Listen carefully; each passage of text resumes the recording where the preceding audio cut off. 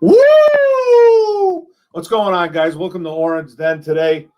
And today we're going to be talking a little bit some NFL, some Detroit Lions, man. Whatever we go, we're going to be winging it. If you guys in the chat want to take care of some questions, you guys want to throw some questions on us, we'll try to get you some answers. But first, let's introduce everybody in the panel. What's going on, Micro Mike? How you doing, buddy? Hey, doing pretty good, man. Starting the week out here on Tuesday, and I'm ready to talk some Detroit Lions with my brothers here, Mark Orum and Antonio Hightower.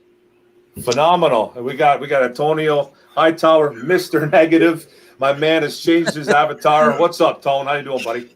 Oh, what's up, guys? Ready to talk some Lions and get a little negative.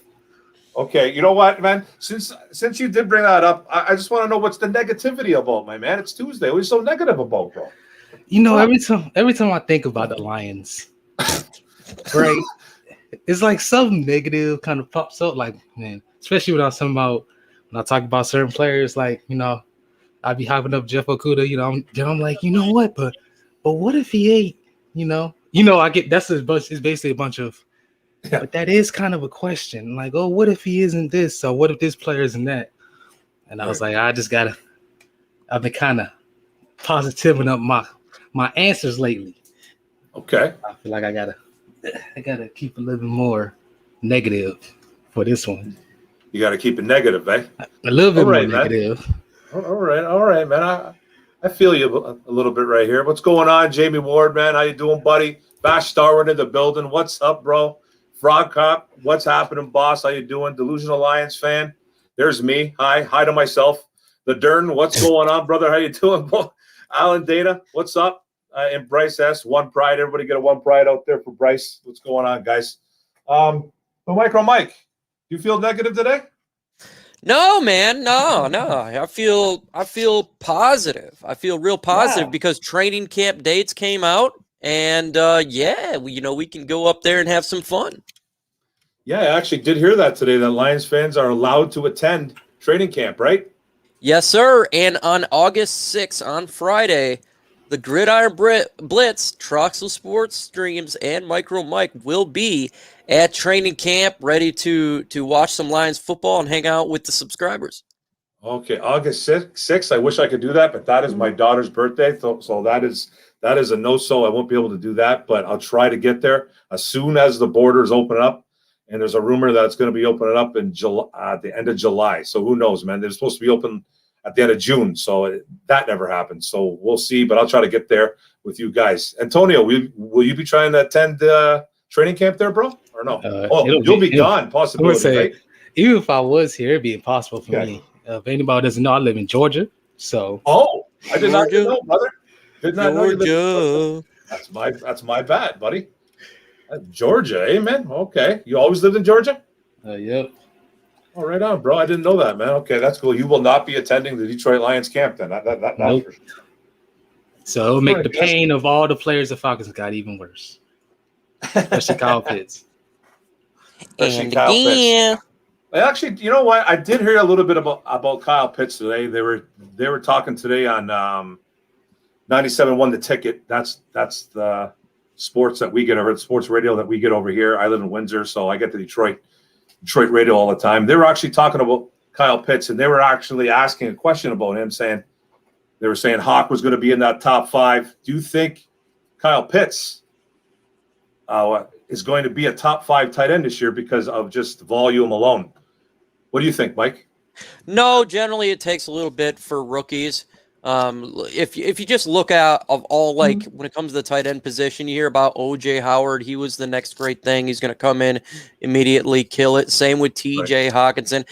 Same with all tight ends. It's a hard position to learn. Will he be a great? Very much. He has a great possibility to be so, but I wouldn't expect him to be that guy top 5 right off the bat. Give him a year, give him 2 years, and you'll really start to see his production go up as long as the man stays healthy.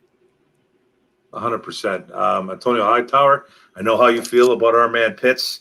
What do you think, bro? Top 5, top 10? What do you think production-wise? I think in terms of production, I think he'll it really depends, because I think tight ends tend to struggle in their first year. But Kyle Pitts has a skill set so unique that it's hard to project really where he's going to be. And they lost Julio, so that's gonna, in a way, that's gonna hurt his production because every time they came out on the field, Julio's the guy you're gonna be worried about. Before now, it's gonna be Ridley, it's gonna be Kyle Pitts. Where the defense is gonna shift their attention to, it probably is gonna end up being Ridley. If it's Pitts, his production probably won't be top 5 if it's Pitts. Right. But I'm gonna go with yes, just because that offense is so talented and that defense is so not, that they're just gonna be throwing it all over the yard and scoring so many points. That I think he'll just do it, just because of that, how talented that offense is and how many opportunities he's gonna get in that offense. Yeah, that's what I'm kind of thinking too. I'm thinking the opportunity will be there for Kyle Pitts. Julio Jones, like we said, gone. Tennessee Titan now. So his value goes way up. If you're thinking fantasy football wise, I think he could possibly crack the top 5, but that it's hard for a tight end to come in and just walk into the NFL and just become the guy. But the opportunity is going to be there, I think, because there's Ridley, like we said, but I don't even know who the number 3 is over there. I completely forget. I know they have a decent offense, better running game, I think, this year with Mike Davis. They still think they have some problems going on with their offensive line. It's not too bad, but it's not great at all. The offensive line, it could be really good. The problem is there's a whole bunch of Alex Mack is gone, so you rely on Matt Hennessy, who I like coming out, but I don't know what he's going to be. You're moving to the Mayfield, the guard. Yep. With my enemies. I definitely think, yeah. Go ahead. You're moving Jalen Mayfield is moving to guard. So that's the rookie, right? The rookie from Michigan, right? Yeah. So we gotta see how that's gonna look. I mean, yeah. Matthews is good. So yeah, for sure. But the opportunities will be there for the kid. The opportunities will be there for. I wouldn't be surprised if he's top 10. Yeah, I think he's going to be top 10 production wise. I wonder if he gets moved to wide receiver. I wonder if they just said, okay, scrap it. We're not going to make you a tight end, man. We're just going to make you a wide receiver. But that's kind of tough too, I think. I feel like that wouldn't make any sense. Well, yeah, the tight end, the wide receiver, the tight end conversation has been weird for me because I feel like we forget that, especially not just in the modern NFL, but modern sports now, positions don't really mean anything inconclusive to role, right? We've seen a lot of guys like Kelsey. He's a tight end. He listed as a tight end, but he plays a lot of wide receiver. You see guys like McCaffrey. He's listed as a running back, but he plays a lot of wide receiver too. So I don't think you had to move him to wide receiver to play him at wide receiver. You can just put him there when you feel like it's needed.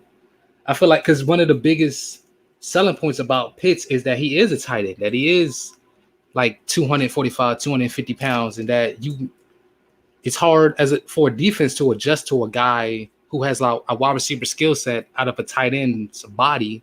You got to deal with that in terms of how it affects your defense. I feel like that's part of the selling point with him. But I don't know. I know they got a new head coach. I think he's the Titans. He's the Titans offense, old offense. He's the guy from Tennessee, Arthur Smith, right? Yeah, and he did a pretty good job with Jonnu Smith. So we just had to see what he do with a more talented guy. Pitts is basically just more talented Jonnu Smith. So we had to see what he do with him. For sure, man. I totally agree. Going on to Detroit Lions, we'll kind of mix it up here, guys. If anybody's got anything to say in the chat, man, ask a question, hashtag it, and we'll try to get to it. What about some Detroit Lions on the bubble? Name one guy that you guys think, I'll go last, that you guys think are at least one player that you think's on the bubble. Mike, man, what do you think? Ooh, one player who could potentially be on the bubble. That would be, I guess you would not maybe suspect it. How about Jelani Tavai? Yeah. I think he is on the bubble. I know he lost that weight, but man, oh man, he's got to produce immediately. This guy was lost in space last year. And if he doesn't start showing signs of improvement, he could be lost on this NFL roster. Yeah. He doesn't have the money like Patty Grimes there, a Pig V. He can easily be cut, and it's not gonna hurt us financially. He, to me, is on that roster cut. Then you can look at the defensive line. You look at the Nick Williams or the Deshaun Hands. Again, they picked up a lot of defensive tackles in the draft. So, yeah, I'm gonna go with Jelani Tavai. Okay, that's a good one. Tone, who do you think that could possibly be on the bubble for this Detroit Lions roster? Don't. Good one, Tone. Okay, I agree. Tone. I don't know. Okay, Tone. I don't agree with you there. So I'm gonna say Deshaun. I'm gonna say Deshaun Hand. Mike kind of said it, and I think we picked up some DTs in the draft. Obviously, Aleem McNeil being the true nose tackle. I think he'll be playing more nose tackle, up on a center, up on a guard, more than Levi will be playing. I think a little bit of both. He'll play the inside, outside, especially in a 3-4. That defensive end. Big defensive end that they like to see in those 3-4s. Oh, Deshaun Hand's, I think, is in a little bit of trouble. I think Deshaun Hand is in a little bit of trouble. So he's going to be a guy that's going to need to show out in camp, practice, whatever they do in preseason. It's going to be tough, man, for a guy like Deshaun Hand, I think, to crack this lineup. I think he's in deep, man. That's better one of the stay guys healthy. for sure. He better stay healthy. He has to stay healthy. Yeah, he has to stay healthy. Tone, you're back, buddy. Yeah, I said it. I was on another tab. I said it, and then he was like, "I disagree." I was like, "Wait a minute, what do you mean?" I came back, and I'm like, "Oh, I'm muted." You're always muted, man. I Good to hear you, buddy. I said Austin Bryant. You're probably eating something. That's what you're probably doing. I was reading some. I was saying Austin Bryant, and I was like, "Wait, is he not on the vote?" I was like, "Yeah." His is just health, really. Right. Can you stay on the field now? Because he's talented. It's not insanely talented, and that's part of the thing. It's not like he has like Chase Young level talent, right? So you add in the injury issues, it's kind of like, well, what are we really gaining by keeping him on the roster? He just got to really prove that he can stay healthy and that when he's out there, he can produce for Austin Bryant. 100%. Oh, Patty Grimes, you saw me on Woodward Sports today, though. Yeah. That one guy was talking a lot of junk on there, and I said a couple things. I watch those guys every now and then, man, but I don't know about those dudes over there, man. But anyways, good old. The disrespect's real, man. The disrespect's real over there, man. They were saying some messed up stuff, and I chimed in, and I don't know if anybody even really came back to say anything to me because I had to leave for work. So I don't even know. They were talking stupid stuff about Stafford and stuff like that. The one guy was saying that Stafford's terrible on his third down passer rating over his last couple of years, and he wasn't. He was literally top 5, especially in 2019. Came back, and I don't know. So it seems like they were making some stuff up over there about number 9, but whatever. He's a Ram now, so we're not going to get too much into number 9. But anyways, guys, do you guys think it's a burn it year this year? And when I say a burn it year, I know Brad Holmes recently came out and he said that he was nowhere near close to doing a lot of things that he really wanted to do this year, and knowing that it was going to be next to impossible to do everything he wanted to accomplish. He accomplished some things, and I think they did that, by going up, not paying big money, signing a guy here or two there, prove-it-year deals, decent in the draft, you know what I mean? But there's a lot left out on the table, and Brad Holmes knows it. And an article kind of came out the other day saying, is Brad Holmes kind of setting up the Lions as a down year, as kind of a burn it year? Do you guys agree with that statement, Mike? What do you think about that? Regardless if he wants it to be or not, it's going to be. Right. I mean, if you just look at literally, PFF came out with their top 50 players, and not a single Detroit Lion was on there. Generally, I disagree with PFF or Legacy Media, but if you look at this roster, who's the standout player? Look at defense. What player is a dog? There is none right now. You look at offense, where you could say Frank Ragnow. That's really it, man. I mean, you got to have a lot of players that are blue chippers in there to really accelerate your team to that next level, to a competition. Obviously, you don't need everybody to be an Aaron Donald, but it would be nice to have somebody out there on defense, somebody that can really anchor this team. And when Brad Holmes came in here, he was given a cluster of F. It was a big-time cluster. So I think this year is just about changing the culture and the motivation and changing how things are run. That's what you want to see, basically. I'm not even worried about wins and losses. That is something I'm not paying much attention to this year. I'm looking at, when it comes to burning it down, will this team follow the leadership? And if they do, regardless of wins, I'm happy. Now, if they continue to do it, it's worse than a burn it down. But I think when it comes to wins and losses, yeah, I mean, I don't expect us to go to the playoffs this year. I don't expect it, and I'm just trying to keep it 100. Yeah, I agree. Antonio, what do you think? And then I'll follow you, bro. Not only should we burn it down, we should blow it up and get rid of ashes. Listen, coaches usually take at least 2 to 3 years to really implement what they really get to where they want to be with a team.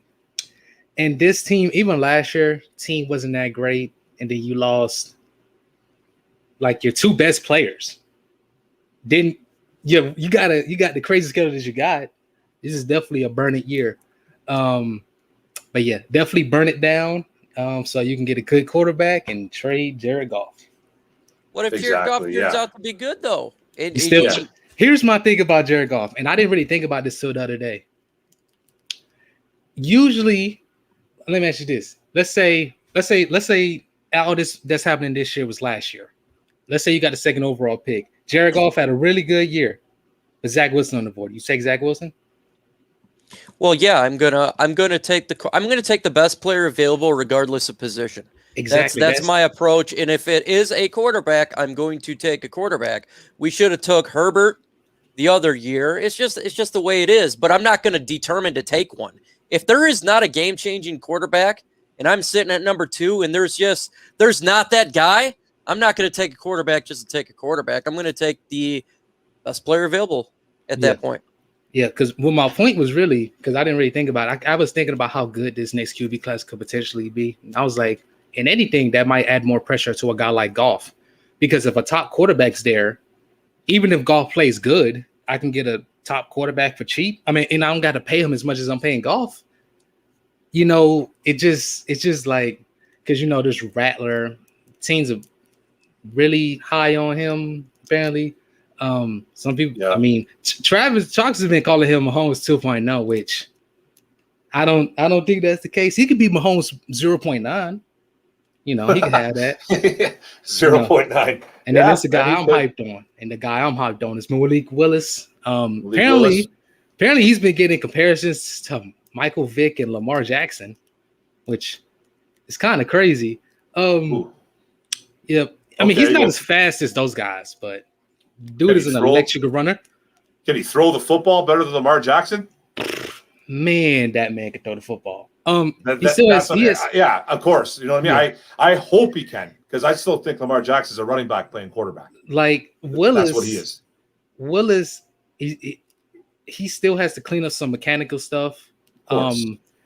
He's accurate. You clean up some mechanics, he's gonna be more consistently accurate. But man, he is fast. He's electric in the run game. He has an absolute bazooka on his arm. You want to talk about arm talent? He has a bazooka. Yeah, 100%. Like that man has like some crazy arm talent. So that's the guy I'm looking out for. That guy has like top quarterback in the NFL like type potential. I don't think there's anything to disagree about, Dern. I think if you just take the BPA, and Thibodeau obviously is the best non-quarterback right now in this year's draft out of Oregon. I mean, if Derek Stingley, if you take the BPA, regardless of position, you should always be successful. At least for getting that talent. It end up being a bust because they're screwed up when it comes to their brain and the way they act off the field. You can always screw up on that part, but you just take BPA, man. And I've always believed in that philosophy. And Thibodeau obviously would be amazing on this defensive line. And this is the thing. Thibodeau would be amazing. I love that kid. That kid, that's my guy early so far. But going back to Goff and all that stuff, if he's got ties here, man. He's got ties to Brad Holmes. Brad Holmes was part of him drafting him a few years back. He came over here in that trade. So there's got to be something that Brad Holmes really, really likes. You know what I mean? We all know that Brad Holmes wanted a quarterback in this trade. He was going to get rid of number 9. He was getting rid of number 9. He was not getting a quarterback. He was 100% getting a quarterback. So it was like, whoever I trade with, I need a quarterback. So, hey, what does he do? He makes a deal with his old buddy, Les Snead, and GM, and they're like, hey, man, Goff's got problems with McVay. bring them over here. Maybe we can fix what's going on over there. So, and it all just comes down to what's going to happen this year. So, Yeah, we don't know. Like Tone says, this quarterback draft class in 2021, 2022 might be stellar. There are some ballers, man, that can play quarterback position coming up. So Goff, I think, has a lot of pressure on him. And I still, just my opinion, I still think that there is it's a wait and see approach. I think from his coaching staff. Yeah, they like Goff, but man, are they going to be studying him? Are they going to be evaluating him to see how he does in this city? Because man, he came to a city that just loves to bash the quarterback, and a lot of quarterbacks don't have success here. They just don't have success because they never really built around here, man. They don't build for quarterbacks in this city for some reason. They really don't do it. So it's going to be like, hey, man, how does he handle this adversity, Goff? And then, hey, man, we might go from there, and we might see a new quarterback by 2022. It could happen, man. I'm not going to be surprised if we at least draft one in the higher rounds. I wouldn't be surprised either way, Yeah. Because I do firmly believe they take BPA when it comes to Brad Holmes. They are the BPA type of player. So when it comes to the NFL draft, we haven't even played a game yet. So we don't even know we're going to pick in this year's draft. So we might not even get a Thibodeau. You're going to be a first 2 draft picks. What if we're picking 10? We don't know where we're going to pick, man. We have no idea. And all these players that are in college right now, they get hyped now, but they haven't played a season yet either. So we have no idea right now. That's why I want to wait till about week 4, week 5 to really start looking for the NFL draft, because we have no idea how this season's going to turn out. Yeah. Oh, for sure. As a Lions fan, I'm always looking at the draft. That is my favorite part of the year. Same. Yep. But I am not gonna jump into looking at prospects right now. I'm already looking at O-line. I can't, man. Yeah, I can't look at the prospects just yet. Like, I know from a few from last year that I kind of got in my head like a little bit. You know what I mean? But hey, man, I'm getting a little bit older, and sometimes I forget to tie my shoes when I leave the house. So I can't really get into football prospects right now, man. It's tough. I'm just, you know what I mean? I will get into that once the season starts, once college season starts, and then I'll go from there. But as of right now, I can't really give you too much info on that. Not from my part. Tone, who do you like? You like Malik, right? Yeah, Malik Willis. Malik Willis. Is he the only guy you like? I also like a wide receiver out of USC, Drake London. Dude is like 6'5", like 225. Like, he's like more athletic Kenny Galladay. Like, he's a big dude. Got some separation on him? Some separation? Hey, he got some nice athleticism on him. I was surprised. And he offers more after the run after the catch ability than you would expect. Of course, I'm looking at Stingley. Stingley's my guy. There's Evan Leo from Mississippi. He's Texas A&M, I think. He's nice. Got a lot to show for me. Yeah. Another guy.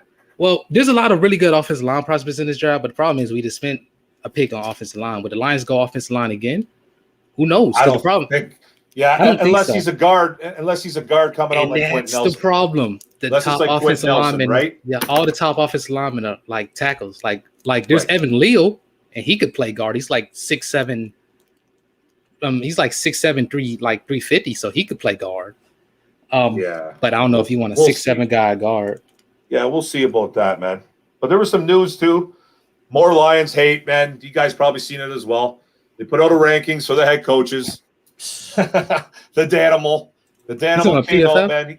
What's that? You talking about PFF? CBS Sports. Okay, it was CBS Sports. I wasn't too sure, but it came out. I looked at it really fast. I didn't even see who was above Dan Campbell, actually. I just kind of was reading more comments than anything else. I don't think I even clicked on it, man, because I didn't really want to upset myself. But Dan Campbell was ranked the 31st head coach in the NFL. Okay. I think these head coaching rankings are a little bit silly, to tell you the truth. But 31 for Dan Campbell. You're telling me there's 30 better? Mike, man, what do you think about that? This list is horrible. The list is, first off, atrocious. Secondly, the guy has not even coached a single play yet. Not a single play, not even in preseason. It's really stupid. It's really dumb. It is. I couldn't even look at it, bro. I couldn't even look at it. So that's what it is right there. Come on, God. They hate this man so much. I don't understand it. He really put a bug under all these legacy media's 2 points of contact with the knee biting. You know he's going to be good when they hate him this much. That's how you know he's going to be good. Because they love Patricia. When the people they love turns out to be terrible, and the people they hate, like Dan Campbell, probably going to turn out to be pretty freaking good. And so they're idiots. They are. And can't wait to watch this team actually change. Just change the culture because of that. Tone, do you have the list up? Because I can't find my phone. I pulled it up. It seems like they just tell me who's on this list. Tell me from because we probably know who the top guys are. Andy Reid. It's good. Those guys are going to be all up there. We know that. And what's his name? The guy that just won a Super Bowl. The old man. I can't remember his name from Tampa Bay. Tell me who's from Bruce Arians. Tell me who's from 32 to 20. How about just all you got to say is who's number 32? That's the head coach from the Texans. From 30, that's it. From 32 to 20, it's mostly just rookie coaches. They just ranked all the rookie coaches low. There's not a single rookie coach, actually. Nope. I don't think there's a single rookie coach above 20. All of them. Where's Arthur Smith ranked at? Is he on there? He's got to be on there. Oh, he's 21. He's 21. Okay. Brandon Staley is 24. Brandon Staley's 24. Okay. The new Eagles coach is 27. Myers 28. Saleh is 29. You talk the guy from Philadelphia. Oh my God, that Nick guy, whatever his name is. Yeah, Sirianni. Wow, Sirianni. Oh my. Okay, yeah. You know what? I'm glad I didn't look at that list then, man. It's just like Mike said, though, man. It's clown music. It's circus. Wrigley Brothers, Bart of the Bailey Circus, man. This just don't make no sense, man. 31. What's the disrespect is just so real. And I just wonder if he feeds off this stuff, man. Dan Campbell. He must feed off this, man, because I know he's the type of guy that comes out and says that things don't get to him, but I look at that man and I think things get to him. He's an emotional guy. You could tell. I don't think it gets to him, but you know who I do think it gets to? Brad Holmes. You can feel Brad Holmes is like, this is ridiculous. And I think it's getting to him. And you can kind of see, because you understand Dan Campbell played in Detroit. But when you have somebody come into this area and just seeing the disrespect that it is, wow, it is really Detroit versus everybody. It legitimately is, because they hate us. For whatever reason, they just love to hate. And that's what it is, man. The disrespect's real. I think Dan Campbell just laughs it off. I think he truly does believe, I don't care about what other people say. But Brad Holmes, you're like, what? Yeah, it just don't make no sense, man. But speaking with the Detroit Lions, on how we talked about some Lions roster guys on the bubble, what do you guys think about some under-the-radar offensive players that can maybe put up some production this year for the Detroit Lions, man? Tonio Hightower, just give me a guy that you think that just a little bit under the radar, man, that I think's going to just pop out and maybe do a little bit better than the media and us fans pretty much think. Name one guy. I guess Julian Okwara? Yeah, I really like Julian. He just got to stay healthy. It's really just health and how strong is his leg now. I know he said it was a problem. He had to get stronger with his leg. It's really just, for me, nobody's really been talking about Julian like that, or Deshaun Hand, maybe. I'd like to see how he does in a one-cap system, let him get healthy, use his athleticism. But those probably be the two I think of. For sure. Mike? Corey's killing it for me, because I was thinking of Quintez Cephas, man. Again, I feel like he was making strides by the end of last year, and I think he's going to continue to make strides this year. Look for Quintez Cephas to be.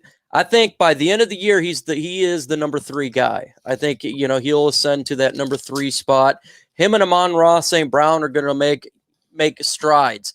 And you look upon next year, that could be legitimately number 2 and 3, and they can just turn around and draft the number 1. But look for Quintez Cephas to make a nice jump.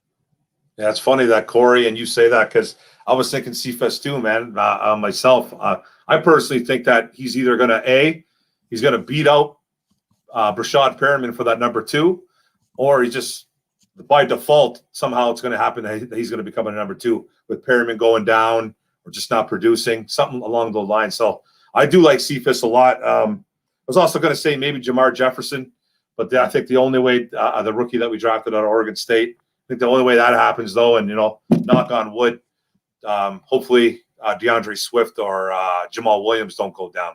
But I think that's the only way that happens. But I kind of like Jamar's skill set here and there. You know what I mean? I know they were kind of looking to find that number 3 running back somewhere down the line, but looking at Gurley, I guess, coming in. But I think that's kind of cooled off it a little bit. But I think Jamar Jefferson might impress some with some nice runs. So I kind of like him, too, as well.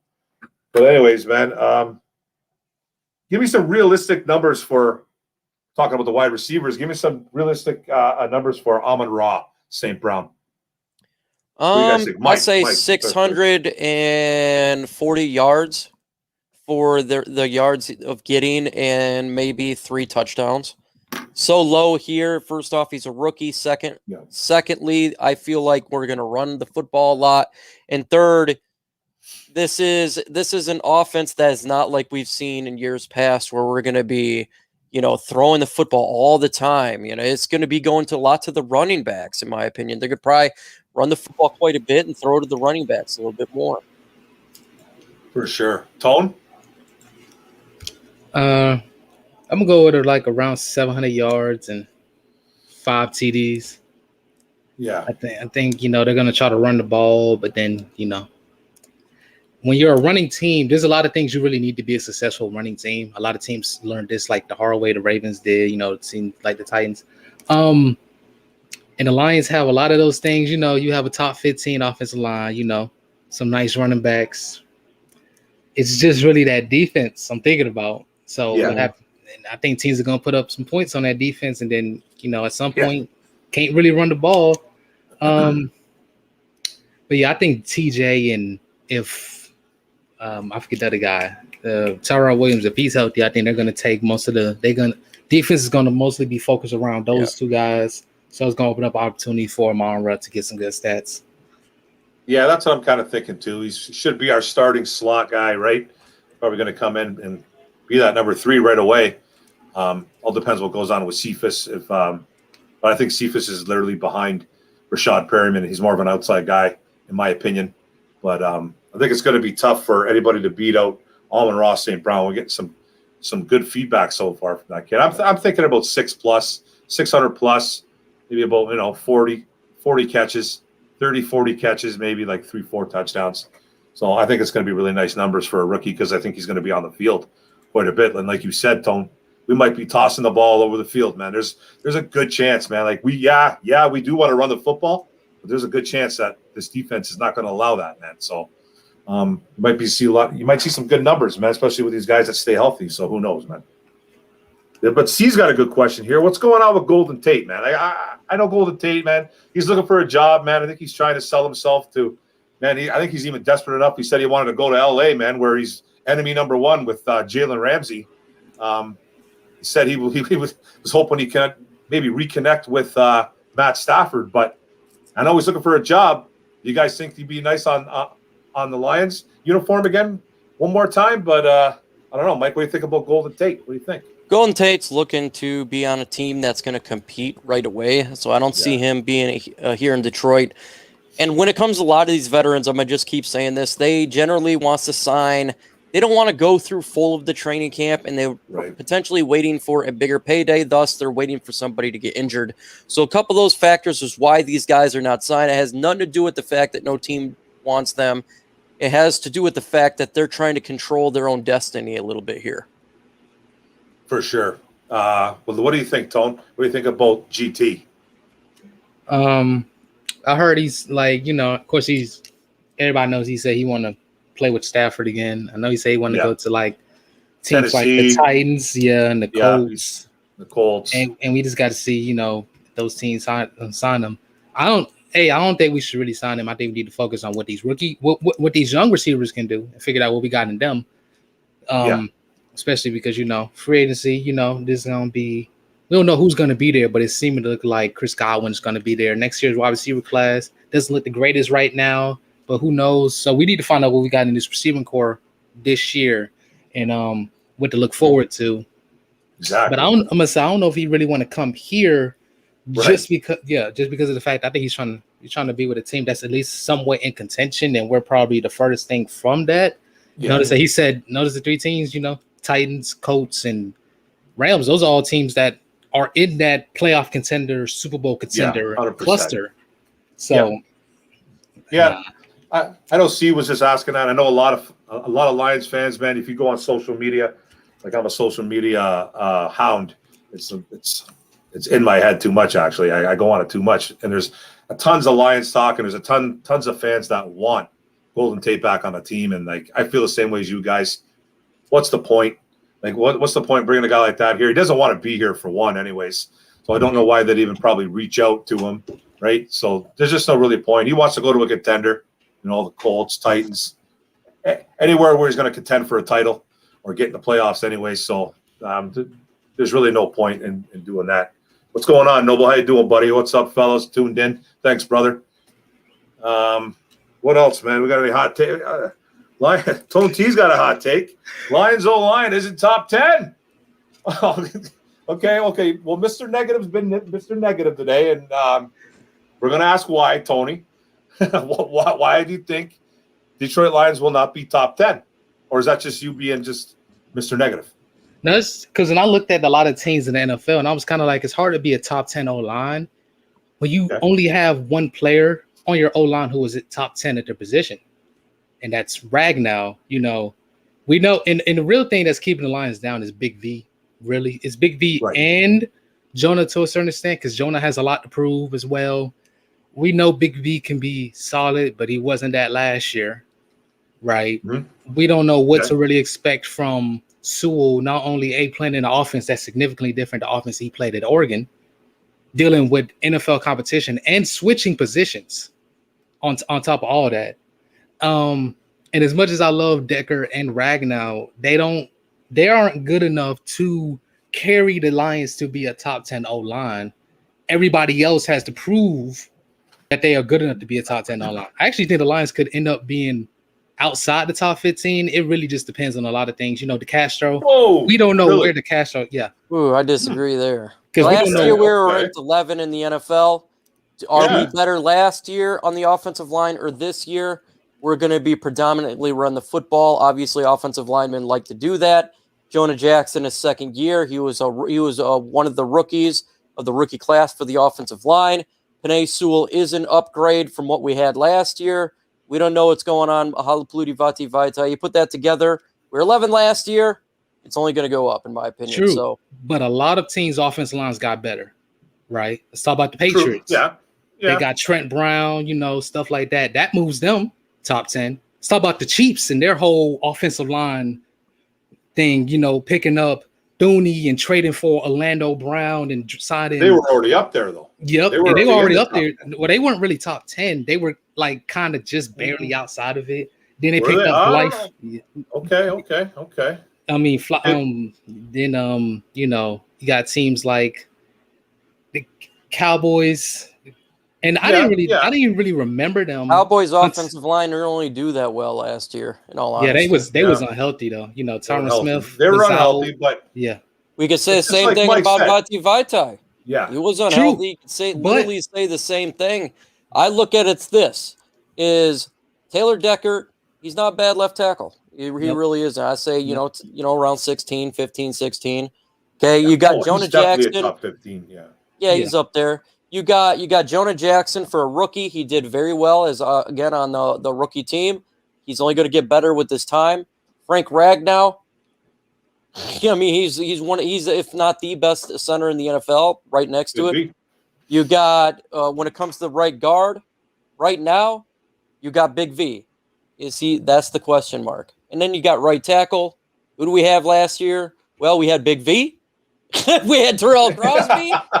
We had Penei everybody. Sewell's better than those two, even though he's We a had rookie. everybody. Yeah. He's better than those two. Sure. That's the thing, too. Like, when it comes to this O-line, guys, like Mike said, man, we were ranked like 11th or 13th or something along there. We were right there. I think we've improved. I think with a year on Decker again, I think Decker, I think, is obvious. I think he's one of the most underrated left tackles in football. He really is. He's a really good left tackle. I'd almost put him top 12. You know what I mean? I think he's that good. I think Jonah Jackson's going to get better. Ragnow, enough said right there.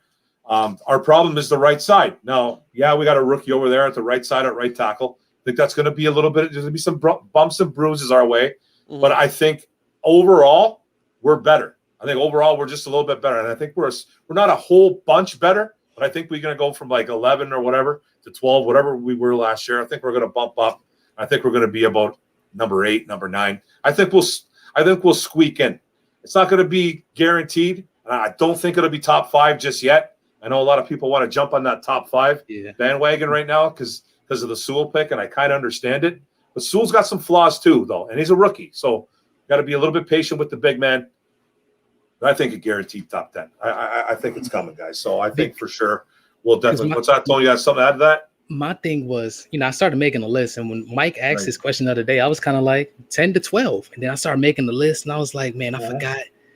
Cowboys, they had both their left tackles were out all year. So I was like, damn, I forgot about them. You got Connor Williams, who's better than Jonah. Thomas Smith is worse than Decker, but he's still good. You got La'el Collins, one of the best right tackles in the league. And the one guy I really forgot about was Zach Martin, who is arguably the best right guard in the league still for, I don't know how long he's been in the league. I forgot about the coach. We already know. I don't need to speak on that. The coach, the Bucks, the Browns, Chiefs going to be up there. Patriots getting Trent Brown back is huge for them. The Ravens, they signed I don't know how to pronounce his name. Orlando Brown. No, not Brown. The Ravens. They signed that V. I don't know how to pronounce his name. This is Voluminous something. It's the guy from Pittsburgh, the left tackle from Pittsburgh. They signed him. Oh, Villanueva? Yeah, Villanueva. Alejandro Villanueva? Yeah, they signed him to replace the Army guy. The Army guy, yeah. Yeah, okay, then they signed Zeitler too from the Giants. From the Giants. I don't know why. Don't even ask me why I'm a Giants fan. Don't even ask me why the New York Giants decided to get rid of their best offensive lineman, and they have the absolute worst offensive line. So good for you guys, gentlemen. Thanks a lot. Yeah, Zeitler's been one of the best right guards in the league ever since he left Cincinnati, I think. Then I said it seems like the Saints, 49ers always have a top offensive line for some reason. They just lost their starting guard for the year, though. Yeah, I didn't hear about that. And the Eagles, and it's weird because the Eagles have so much talent, but they also have a lot of depth. They have the rugby guy. I forget his name. Oh, the rugby guy from the Eagles? Yeah. Yeah, that guy's supposed to be the next. Yeah, he's supposed to be the next stud. Yeah, he was pretty good. I forget his name. Yeah, he was pretty good. There was also the other left tackle who had got injured. We got to see. I forget his name too, but he's also pretty all right. You got Lane Johnson, one of the best right tackles in the league. I want to talk about underrated offensive lineman that's never talked about. Brandon Brooks is arguably the best right guard in the league, and he just never gets talked about, partially because he gets injured a lot, but. He is like consistently one of the top offensive linemen in the league. Can't forget about Jason Kelsey. He's been consistently one of the best centers in the league. And I just kept naming off this list. I was like, man, it's kind of tough. Then there was a bunch of teams I was kind of put in the maybe category, like the Vikings. They have a lot of upside, but I don't know what I'm expect from. They drafted the guy at Ohio State, Wyatt Davis. Got to see what I can get from him. Got to see how Garrett Bradbury improves. I've always liked him. Super athletic dude. Can't forget about Brian O'Neill. Pretty sure he was a tight end in college, even with my right tackle. He's been one of the better right tackles in the league, and I don't hear him brought up at all. Of course, they got Darisaw. Antonio T, man, he's bringing up every single offensive lineman in the NFL. Offensive line is all I know. That's all good, brother. I love it, man. What do you guys think? Position. Alan Dana asking a really good question here, guys. What is the Lions' greatest need? Probably a lot of us are going to have the same answers here. Mike, what do you think right now, man? The Lions linebacker. Linebacker is a position of desperate need, of desperate help. This core is decimated. It is it is in a world of hurt. It's not even close. But it was so bad last year, and they need to go into this last year's draft. I thought they'd get 2 linebackers. That's how bad it was. And they didn't. They got 1. Obviously, you can't get everything in 1 year's draft. But, Okay. I mean, it's bad. It's really, really bad. It really is. It is. Last year was the worst linebacking I've ever seen watching the Detroit Lions. I've never seen this pitiful, and it really didn't get that much upgraded. I mean, it was an upgrade by losing Jared Davis and Christian Jones. That was an upgrade. It's an addition upgrade by subtraction. But at the same time, it wasn't like the talent wasn't exploded on there. So, yeah, man, this core is bad. I agree, man, and I think it's gotten so bad. I think, like, there's probably not going to be. It's not going to sit well with a lot of Lions fans. Some of the what I'm about to say, really, but I think it's gotten so bad that we're literally going to have to like move our best defensive player to outside linebacker, which is Romeo Okwara. I don't think he's going to be there 100% of the snaps. And then Trey Flowers, who's probably our second best defensive lineman on the team when he's healthy, he's going to be playing a lot of outside linebacker. And I think that's because our linebackers are so bad. And I think that, a lot of Lions fans are like, what are you talking about? What do you mean by that? It's pretty simple, man. Those 2 guys, when healthy, are the best on the team on defense. Romeo, I think he's the best. I don't think anybody can really argue that he's not the best defensive player on the team. I don't think anybody can really say he's not. Maybe you can make a case with Jamie Collins, but I don't think you can. It's a guy that you can bring up, but he's a middle linebacker anyway. So then you're going to move Trey to outside linebacker. So I think they're a little bit desperate mode. They didn't get what they wanted in the draft. They brought in a guy like Alex Anzalone to play wherever he's going to play in the middle. He's going to play in the middle. He's going to play maybe a little bit outside. He's a little bit versatile, but that's a guy that can never stay healthy. Never stayed healthy for the Saints. So I think linebacker is a big problem on this team, man. And it's gotten so bad. I think they're going to be moving. And I know it's all scheme, and everyone's like, well, they're just moving because it's a scheme fit. Well, is it? You know what I mean? Because I tell you right now, I'm a little bit nervous about seeing Trey Flowers in coverage. So am I. Just a bit. And I'm a little nervous about seeing Romeo Okwara dropping back in coverage. I know he did it a little bit more in college. It's college, man. These guys put on more weight, 30, 40 pounds over the time they've been in the NFL, man, of muscle, obviously. But I don't want to see Romeo Okwara, Trey Flowers backpedaling and try to cover George Kittle. Because if that happens, you're in a world of hurt. You're in a world of hurt, man. Yeah, we're in a world of hurt. And I think they're not going to be asked to doing that a lot. So I don't want to get too down on it. But I just think since those 2 are our best, that's why I think they're a little bit worried. You look at our linebacking core and you say, what players on our linebackers would be starters for other teams? Yeah, Jamie that's one Collins. way to look at it. There you go. And Jamie Collins. Yeah, exactly. Yeah. Exactly, right? Derek Barnes is a high ceiling, but he's a 4th-round rookie. He's going to be starting, I think, probably immediately, but he's a 4th-round rookie. He's going to get beat up. So when you look at this core, it's horrible. And to me, the highest person on this team is Jamie Collins and Derek Barnes. That's not good, man. No, it's not good at all, man. Tone, what do you think about what's the Lions' greatest need? Well, I wasn't going to say linebacker. I was going to say safety. Defense again. Oh, that's true too, though. That's true, yeah. Yeah, because you was talking about who's going to start another team. None of these safeties are starting on any other team. Not one. Not one. Well, Harris ain't even a backup on another team. Nope. Tracy Walker might just get play time just because potential. That's pretty much it. He's our number 1 safety. He's our number one safety. He's going to play because he's our number 1. Yeah. He's probably a number 3 on any other NFL team, right? Yep. It's crazy because he had a good first year. Last year he was cheeks. Yeah. Can he rebound a little bit? So I don't think it's hard. It's really hard to tell. But yeah, I'm with you guys, man. That's a very horrible position there, Tone. Yeah. It's gonna be tough. That defense. So safety? So safety, yeah, like exactly. Like if you're looking at the safety room, Tone, like what do you think of it? For real? Think nothing. Does it make you throw up? Hey, listen, you stare at something bad enough, it'll stop making you feel sick. That's how bad the safety room is.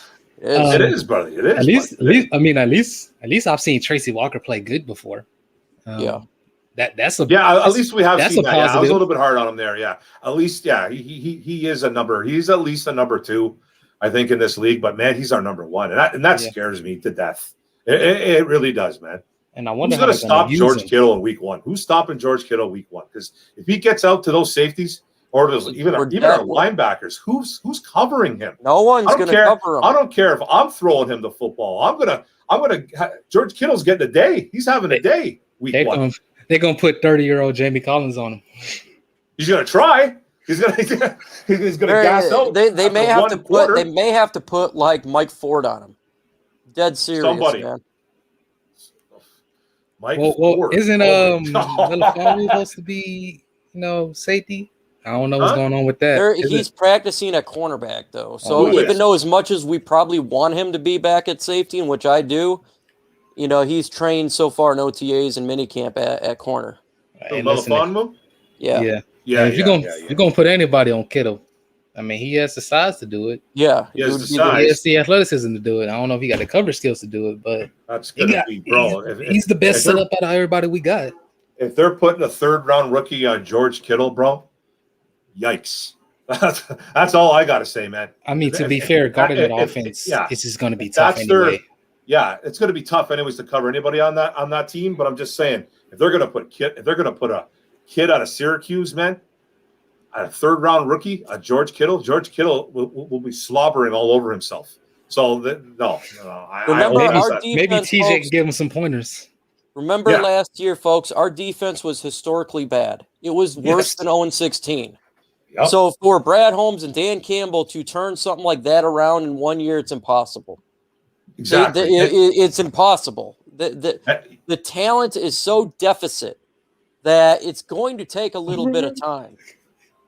Yeah, Harris is not a number 4 on another team.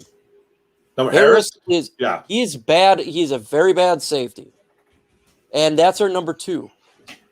He's a box safety. That's all he is. He plays the run. Okay, that's all he can do. He can't cover for squat. So yeah. Harris is terrible, man. He can tackle a little bit, got a little bit of explosion to him on the line, but he can't cover, man. And he's our number 2. That's scary, bro. But this is a good one from Randy Daniels. What are the chances we can sign Richard Sherman? I don't know about that. I think it's below 0. Yeah, just below 0. Yeah. I don't know what's going on with him right now. I haven't heard anything about any team really looking at him, to tell you the truth. I know he was putting feelers out. I know his team, his PR guys or something, were putting feelers out that he was going to stay in San Fran. He wanted to go back to Seattle. Yeah, I don't know, man. I don't know what's going on with Richard Sherman. I don't want nothing to do with him. I think he's one of the most overrated corners ever played the game. I think he was really, really good. I think on the Legion of Boom. I think that was why he was really good. That then he got a little bit older and kind of fell off. But so you guys give it 0 chance. He's going to play for a team that competes. He's not going to play for a Detroit Lions team. And he's going to run a team that runs the only scheme that he's been in his whole career. Yeah.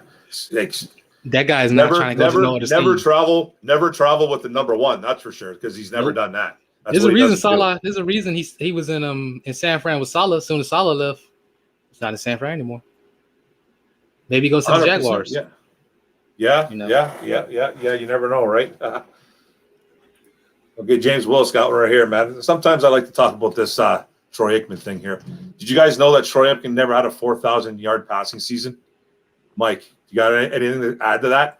Well, when you look at the quarterbacks back, they didn't do the type of stuff that we're doing now. They didn't have the protections of the quarterbacks have now. If you breathe on a quarterback, it's a 15-yard penalty. So I don't really look at stats of quarterbacks back in the day and try to compare it to anything right now. It's a whole different game.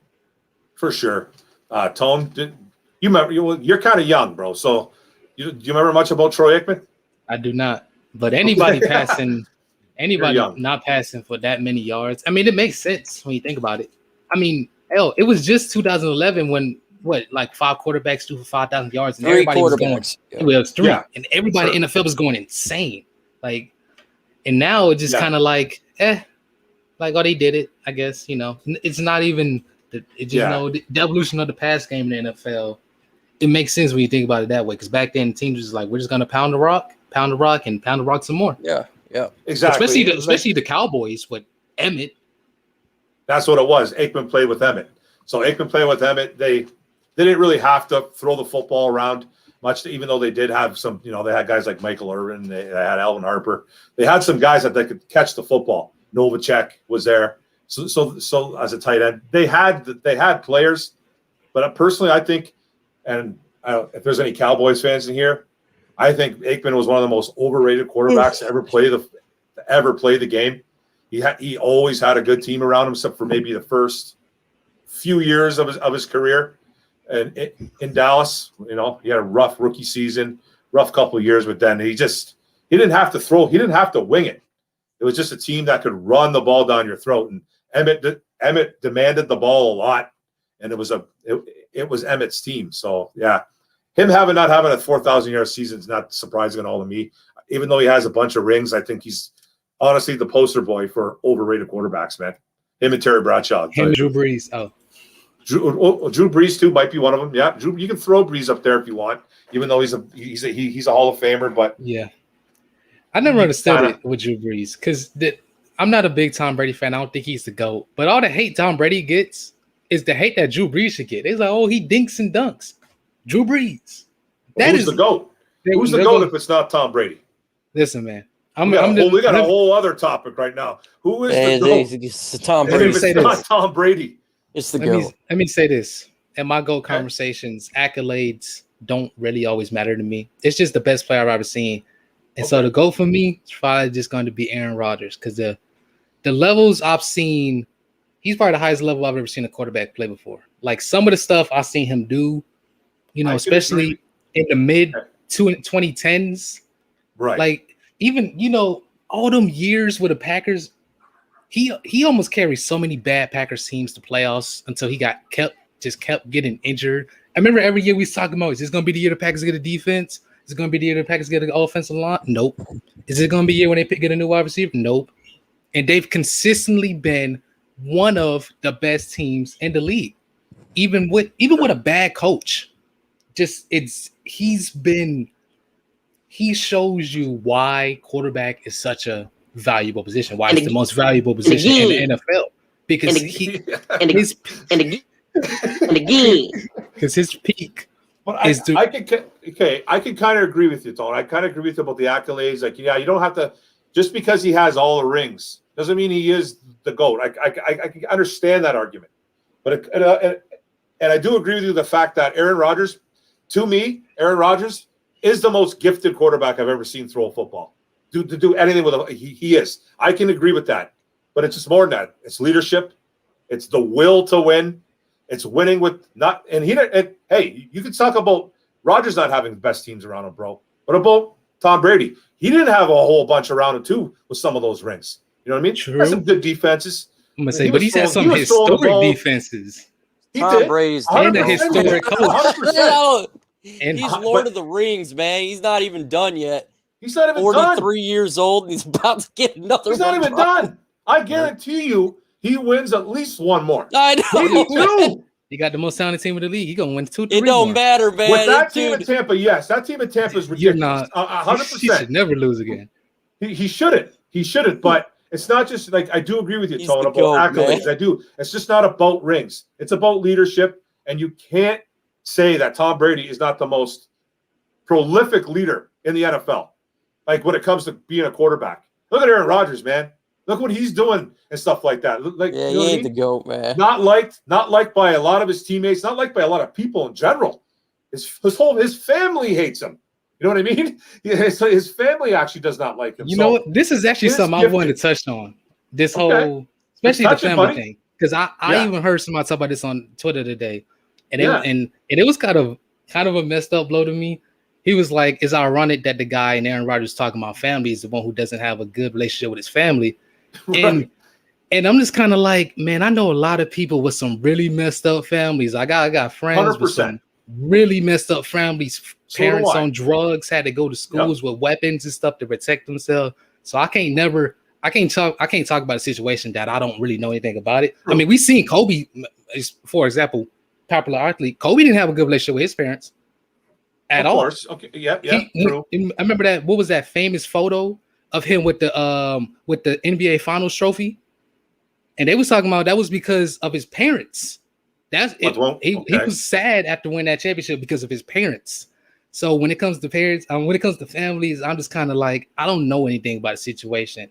Him not being liked is kind of a weird front. It's a weird thing because he's not really liked by fans. I've heard teammates say they like him. Competitors don't, but I mean, of course, he's Aaron Rodgers. Of course, there's going to be people out there that love him. I'm not saying that he's complete. I'm not saying he's completely hated by every single player in the NFL, but there's reports out there that he just doesn't get along with a lot of people, man. Like, doesn't get along with a lot of coaches. Doesn't, but yeah, there's going to be guys that like him and stuff. He's just he's the biggest diva in the planet, but he is to me. I don't know. Like maybe Tone said it too. I think he is the most athletic, gifted quarterback I have seen throw a football in my life. The things he does is amazing. There's a lot of gifted and athletic people, but Jerry Rice is the best wide receiver of all time.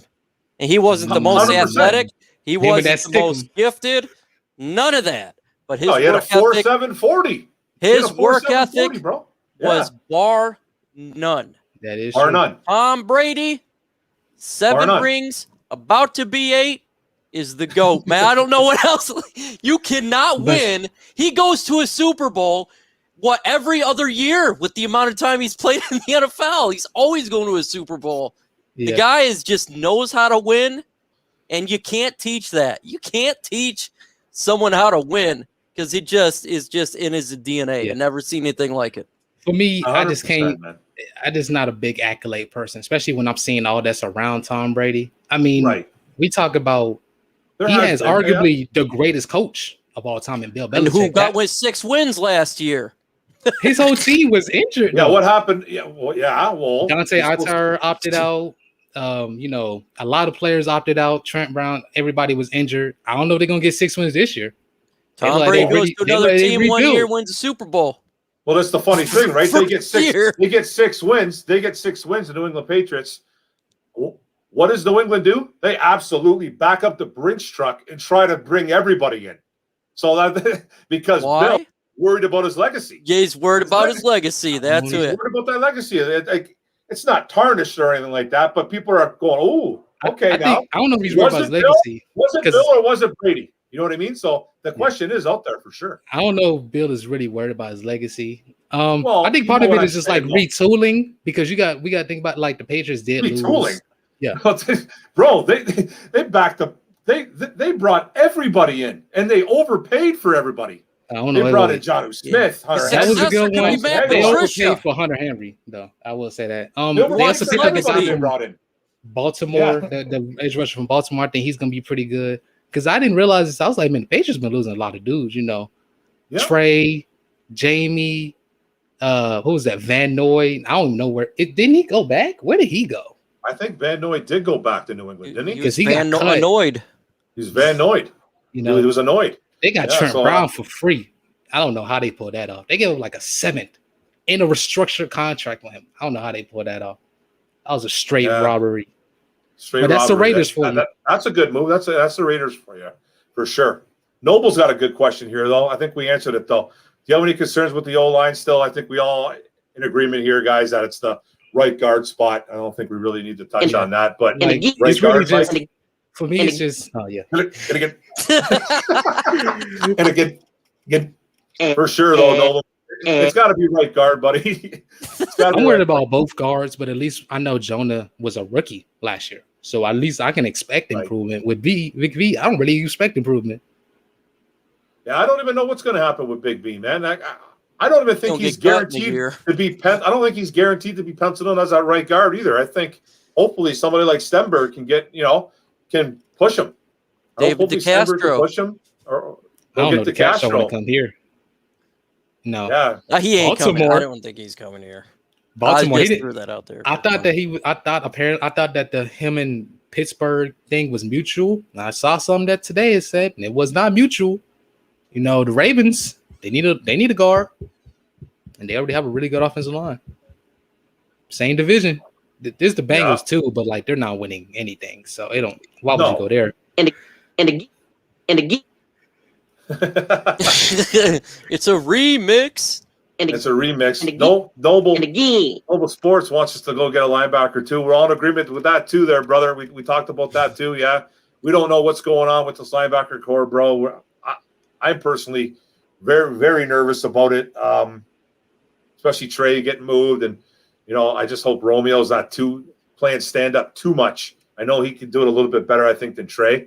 I would think he could. He's a little bit younger. You know what I mean? A little bit younger. I think a little bit more athletic. I think we're in a little bit of trouble with these linebackers, man. What do we got? Yeah. Super chat. Oh, thanks, brother. DC8091 1499 super chat. Thanks, brother. Cheers, Orem and Micro and Antonio. This round is on me. Cheers, buddy. I appreciate it, man. Thank you, DC. You're the man, man. Appreciate it, buddy. DC is the man. Yeah. Shout out to DC. Although I will say this about the linebacker core. I would be less worried about the linebacker core if our safety core wasn't so bad. True. And our O-line, and if our D-line was like amazing. Well, that's the thing too, man. Those things. That's the thing too. I was on social media today having a discussion. It's nice to have discussions instead of getting yelled at by people, but there's a guy, we were both disagreeing with each other. He was telling us that we were going to have a top 15 defense just because of scheme and different coaches. I'm like, okay. I go, bro, I understand what you're saying. I understand what you're saying. Patricia was total cheeks. His scheme was cheeks. We know it, man. But don't expect. I go, you're setting yourself up for failure. We're at 31. You think we're going to jump from 31 to top 15? I go, you're on something, my man. I go, seriously, you can't think that. Don't set yourself up for failure. And then it was just, we were going back and forth with each other, but it was pretty cool. We weren't getting too involved with getting upset, but you can't expect this defense to jump from 31 to 15. It's just not in year one. Not in year one. Okay, like good players can sometimes work around scheme. We saw Romeo do it. Romeo was the type of guy that wasn't affected by Patricia's scheme. He actually played well because I think he's a great football player. They don't have those. They were. We don't have those players, man. We don't got those players that could do it right now. So you guys think this is going to go from 31 to 15? I think we already touched on it a little bit. No. But I think it's going to go. I think we'll go from 31 to 30. Something like that, yeah. 25, 26. They are who we thought they were. 31 to 30. I say 31 to like 25, 24. That's what I say, bro. Yeah. It's 31 to 25. I'll take that, man. In a year one, because Holmes has not gotten everybody he wanted, man. Next year, I think this is where he really goes heavy on the draft with heavy D. And I think it's going to be linebackers. I think we're going to see a lot of linebackers, and I think we're going to see safeties. I'm giving her a D, man. A strong D. Thank you, Noble Sports Entertainment. You're the man. We love you, buddy. The Lions have had a strong D in years. Strong D since 2013? 2014? That's the last time we had a good defense. I mean, the last time. What 18 was okay. Was it okay in 2018? All right. Man. After we got Damon, and then Damon became that was Patricia's first year. That's right. He kind of when they got Damian Harrison, when they got the big fella. They went from snacks to expired food, and the whole defense suffered. Snacks to expired. Giorgio's saying that Sherman's going to Dallas. Okay, he might be. He might be going to Dallas. I don't think Dallas might be looking for a safety. You never know. This guy's Giorgio, my man Giorgio Madness Show. Love it, man. Who's stopping Tyler Higbee and Matt Stafford? Bet you Higbee has one hell of a season. Okay. Micro Mike, what do you got to say about Tyler Higbee? He's the LA Rams tight end. Who is going to stop them? Matthew Stafford will do the stopping because he doesn't like to throw to the tight ends that much, in all honesty. It's not going to be our defense. Hopefully, who's going to stop him? Aaron Donald. Let's get started. Because we're not. Was he going to stop him in practice? He's going to stop him in practice. You never know, though, man. Aaron Donald might hurt somebody over there. He might hurt Matthew by mistake. He's going to touch him and explode. Like Aaron, touch him and explode. Our best chance of stopping him is hoping the turf stops him. Yeah. Like I like Tyler Higbee, though, man. He's a guy who's a little bit intriguing. Yeah. But like Mike said, though, Stafford's not a big tight end guy. Like, he had a couple. He was starting to get a little bit rapport with Hawkinson before he left, but I don't think Higbee's in the Hawkinson category. So I don't know. I think Cooper Kupp over there is going to have a big year. I'm going to say the real question is who's going to stop Cooper Kupp? Who's going to stop Cooper Kupp? I think Cooper Kupp's going to have a huge year in LA if he stays healthy. That man has had some great seasons. Cooper Kupp is one of the most underrated wide receivers in the NFL. I don't hear him talk about it at all. Who's going to stop him? Matthew Stafford's back when he breaks it again. Matthew Backford. Yeah, you never know, man. You never know. If Stafford goes down, I don't know who the backup is over there. Who's the backup? Wolford? I think it's that guy. Wolford that came in for half a game, whatever he did. He came in. He looked good. I don't know. He looked good. He did look good. I don't know what to think about that. That scheme is just weird, man. QB's just fit in this scheme. I don't know what it is. For sure. DC8091 says they'll put Collins and Anzalone on Kittle. Kittle's going to rub his hands. Both of them at the same time? Oh, Anzalone. That might be the only way. Anzalone, that scares me, man. When I think of Anzalone, I think of a calzone from Hungry Howie's. I don't know what it is, man. It's gonna get me hungry. Yeah, brother. We putting Collins and Anzalone on Kittle. We're supposed to demoralize our competition, not give them more confidence like that. Yeah. I heard funny thing is, no, it's good line to buy on him. He's fast. But the funny thing is, DC8091, he's not wrong. That's the funny thing about it. He's not wrong because who else is going to cover him? Oh man, we're so hurt. You're going to put Tracy Walker on him all day? Oh man, Jimmy Garoppolo is going to stop him. Jimmy Garoppolo might have 7 catches and 117 yards and a touchdown. He's just going to throw to himself and run in the middle. Hey, why not? Just toss it up in the air as far as you can. Run under it. And you might not get to it. As a matter of fact, a great idea. Just leave Kittle open, right? And Jimmy G will miss him.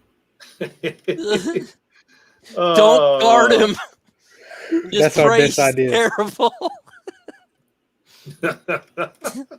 We should be able to have like 15 on defense for the way our linebackers are. Make it fair. I'm not sure if I agree. I can agree with this one, DC. Elway was 5 times better than Rodgers. I'm not sure I can agree with that. I would disagree as a player and as a GM. Yeah, I don't think he was anywhere near Aaron Rodgers, man. But that's your opinion, brother. You can have it. The numbers don't say. If you want to talk about arm strength, I think John Elway probably had the best arm I've ever seen throw a football. I can agree with you there, but I don't. What? Josh Allen. Josh Allen's arm is insane. Actually, you said earlier that Rodgers was the most talented QB of all time. I forgot Josh Allen's probably that guy. Because already? He's like, I don't know. Well, talent. Not already. Talent. Not like as he's not on Rodgers' level in terms of how good he is, but in terms of raw talent, I mean, dude's like 6'5", 230, fast, right, strong, with an absolute cannon on his arm. 100%, but I still think it's a little too. I love Josh Allen. Early. I love Josh Allen coming out of college, man. And I knew that kid was going to be special. I knew he was going to be special. I didn't care what college he went to. I watched him play, man. I was like, this kid is going to be special. A lot of people in Buffalo were like, man, I got a couple buddies that actually like Buffalo. Like, who the heck is Josh Allen? I was like, trust me, give it 2-3 years. He's going to be a stud. Now they're like, Josh Allen's the best thing in the world, eh? I'm like, yeah, absolutely, man. I go, the kid is going to be special. He is special, but I still think it's a little early to compare him to talent-wise with Rodgers. But I feel you, Tone. I do feel you on that one, though. Hashtag Patty Grimes. What do you think about Brady getting 7 rings? Oh, well, okay. Well, yeah, we went over that. I'm a little bit behind, guys, so sorry about that. Brady's the GOAT. It's that simple. It's the GOAT. It is what it is, man. It is what it is, man. I think he's going to have 10 before he packs it up. Even though he has been talking about the end is near. He said something in a last interview that he was kind of finally said, well, he feels like the end is near. So maybe if they don't win this year, he could pack it up, right? So that means 45 instead of 50 is when he's because he said he wanted to do what? He wanted to play till he's 50. That's what he first said, right? Yeah, I think so. Brady probably wanted to play till he's 70. 50's crazy, man. I think 50, man. I think it's crazy what he's doing now. But he'll come into the practice facility with his walker, that's what lecture all the quarterbacks Still about what it was like back in touchdowns. his day. What's going on, Go Lions? How you doing, buddy?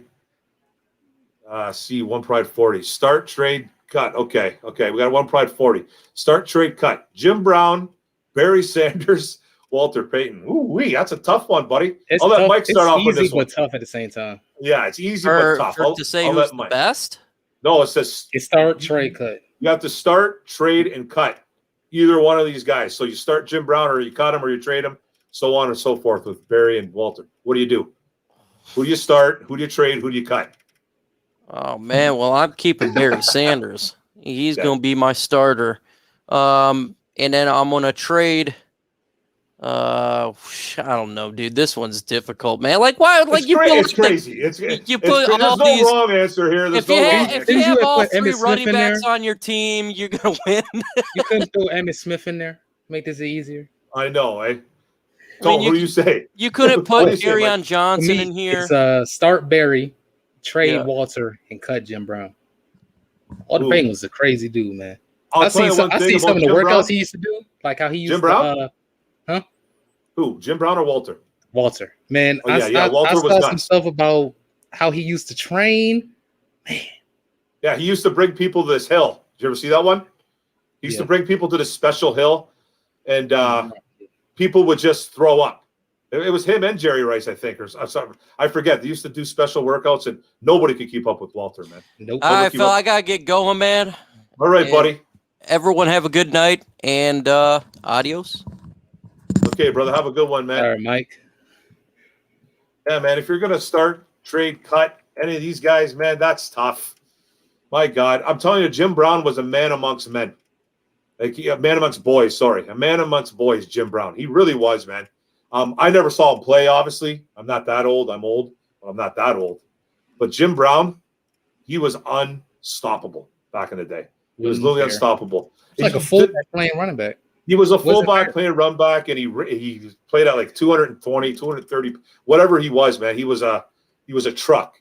You couldn't stop him, and he was fast. So it was like, what do you do? So I got to go with my bias here. I got to say Barry. I'm going to start Barry. Even though I think Jim Brown was probably the most talented running back in this group.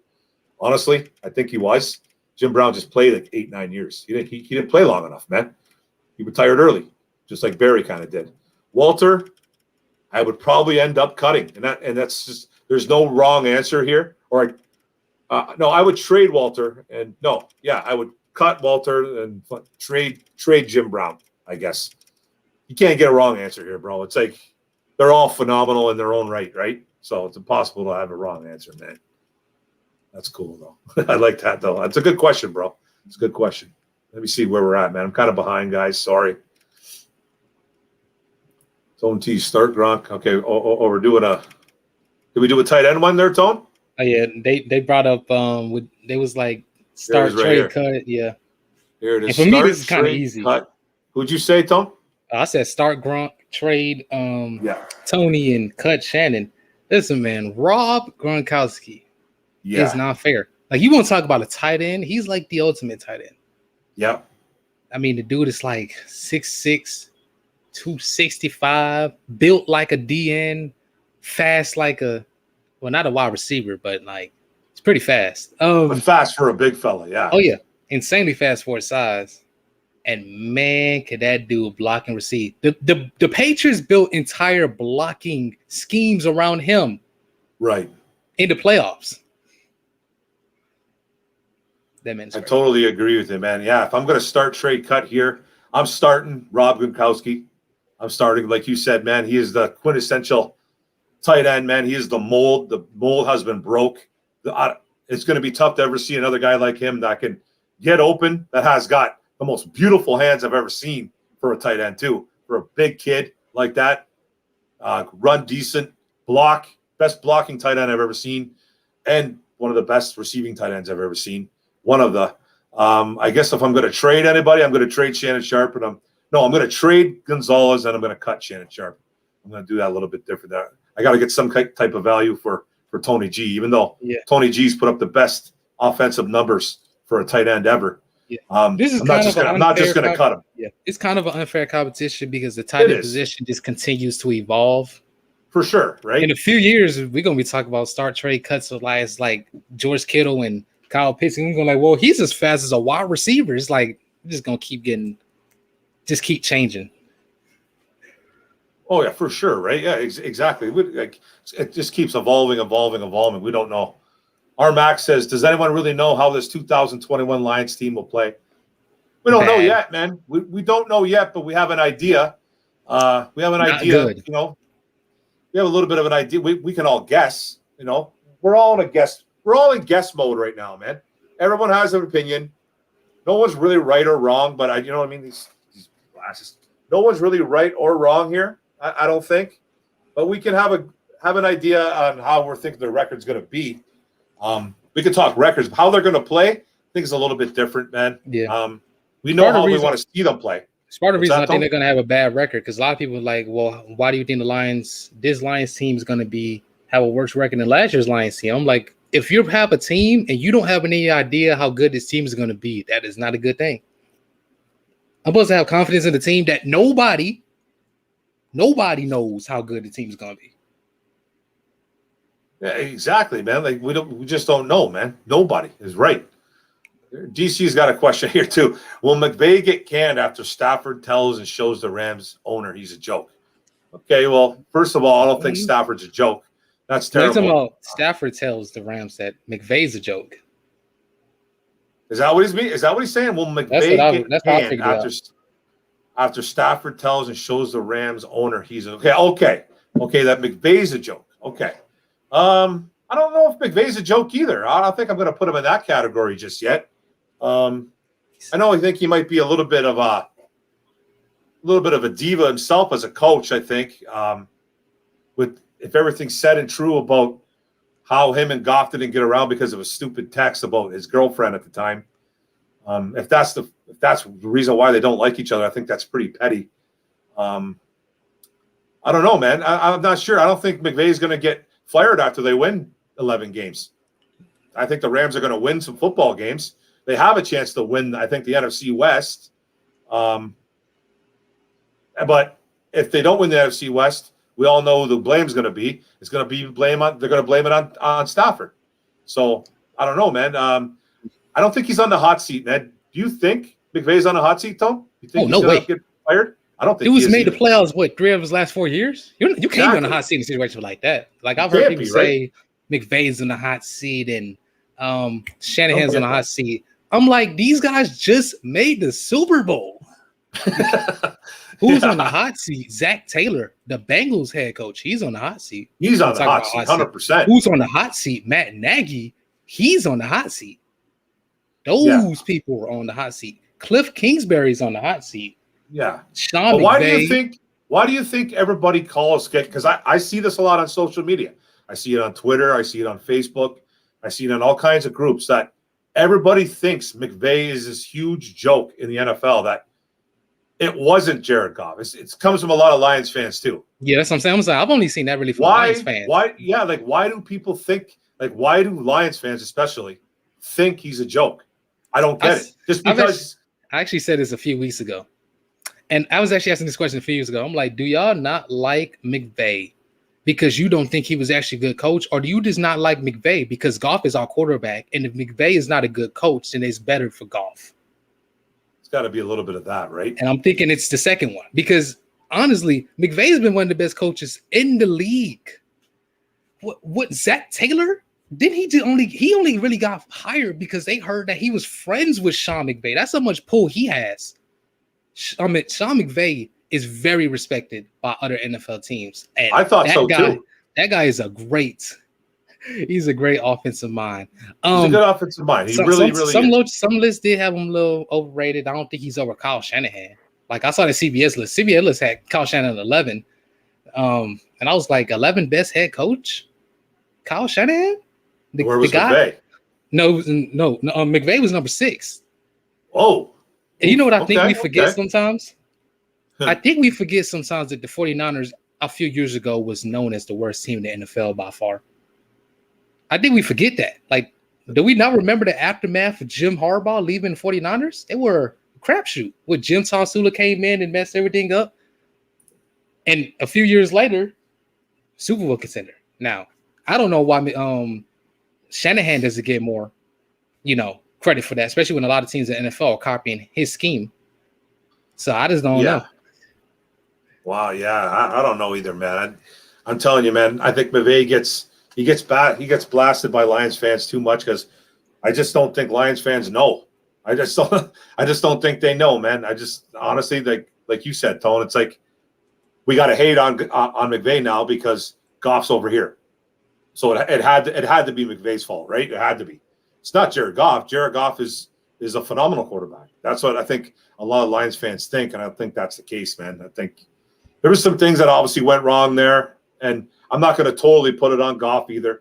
It had to be both ways because Goff was awesome 3 years ago there. You know what I mean? He was a boss, man, in LA, man. He couldn't not throw a touchdown, man. It's big yards, big scores. You know what I mean? He did some great things over there. So got figured out a bit. Maybe both of them got figured out, but I think the hate on McVay is a little bit unjust, man. I think he's a really good coach. If we really want to talk about Goff, the one thing we should really talk about Goff is the locker room. Think about it when Goff was traded. How many players came out and said, "Man, I'm really gonna miss this dude. I hope he has a good time in Detroit." How many teammates had? Yeah. Our own guy, Michael Brockers, before he was traded, was like, "Man, it's an upgrade." It's an upgrade. How many teammates defended him from what was happening? I didn't see a lot of that, man. I exactly. And that's my point. And that was kind of my bigger point in the end. It's like we're blaming McVay, right? But it seems like his teammates put a little pressure on him too, because at the end of the day, they saw the Super Bowl too. They were out there and it was kind of like, we kind of lost the Super Bowl because of you. So his coach and his teammates kind of said, you got to prove to us that we should have confidence in you again. And then last year happened. So I'm like, if anything would be a bigger cause for concern, it would be that, the locker room. Because it didn't seem like the locker room was most receptive to him. Look at Stafford. Hasn't won anything. And you got players saying, I would love to play with this guy. Teammates leave Stafford. They talk about him for years. Golden Tate hasn't been here in 2 years. And he's still talking about playing with Stafford. He's still talking about him, man. He's been talking about him forever. Man. He wants to reunite. Because he knows, man, him and Stafford had a great connection. You know what I mean? Stafford looked for him, man. It was a good connection because Stafford is a good quarterback, man. And I'm not saying Goff isn't. I'm not saying Goff is not. I'm willing to give him a chance. I still think it's a 2-year window. I'm going to stand by that for sure. I think Goff might have 1 year. He might. 1 year? He might. Because here's the, like I said earlier. Because I'm talking about contract-wise. I'm just saying they're not going to release him next year, at least. No. But I think he could be replaced. He definitely could be replaced by next year or traded. Because here's the key thing we talk about. One of the biggest benefits you can have in the NFL is having a good coach on a good quarterback on a rookie contract. See what happens with guys like Mahomes, Russ, Brady, but he takes cheap contracts. So that's an example. Most of the highest paid quarterbacks don't win. They don't. So if I can get a good quarterback, rookie contract, and I can get something for Goff, think about the things I can do to build around that rookie contract. We already talked about how Chris Godwin's coming out this year. We talked about how many holes the Lions have. We could relegate those resources to somewhere else. Think about getting Jared Goff's $40 million off the books on top of the other cap space we've already cleared up. In free agency, we could bring some moves. If that happens, if it's say the $40 million clears off, you're talking about next year, Tone? No, we get rid of him next year, but it would really clear off in like 2 years. Like I think 2 years. I think next year we really only get like $3 million, but it's really for like 2 years from now. That's really when I think the Lions 2 years is 2 years. Chance. That's why I keep saying it's a 2 year window. I keep saying it's a 2 year window with Goff because it's a huge relief of cap money coming off, man. and it's and just like, Vitae, wow, and Trey Vitae. Flowers. So it'll be like Collins? we'll have Jacksonville Jaguar money Yeah. on how they've been spending the last couple of years, man. We'll have that type of money, And if hopefully we Campbell can is be the guy good. that y'all think he is, That's it, man. with If all he that is, cap right? space, with all that cap space, he can make some moves. If players want to come, right? If they want to come, man, and if they show that they can play, they will get players. You know So what I mean? next year, So- apparently, the Lions have an estimated cap space of $25 million. They That's it? they get rid of Trey, you gain 10. You get Gain rid of 10. Jamie, you gain 7. You get rid of Vitae, you gain 4. So you basically gain another 20 mil just getting rid of them. If you get rid of Jared, you only gain 1, but for the next year, you gain 20. So you get like 70 million. Yeah. So Yeah. So you can have a haul. Yeah. So basically 2 years from now, let's just say Vitae's gone, Brocker's gone, Flowers and Goff is gone. That is like 50, 60 mil. Yeah, that's a lot of money, man.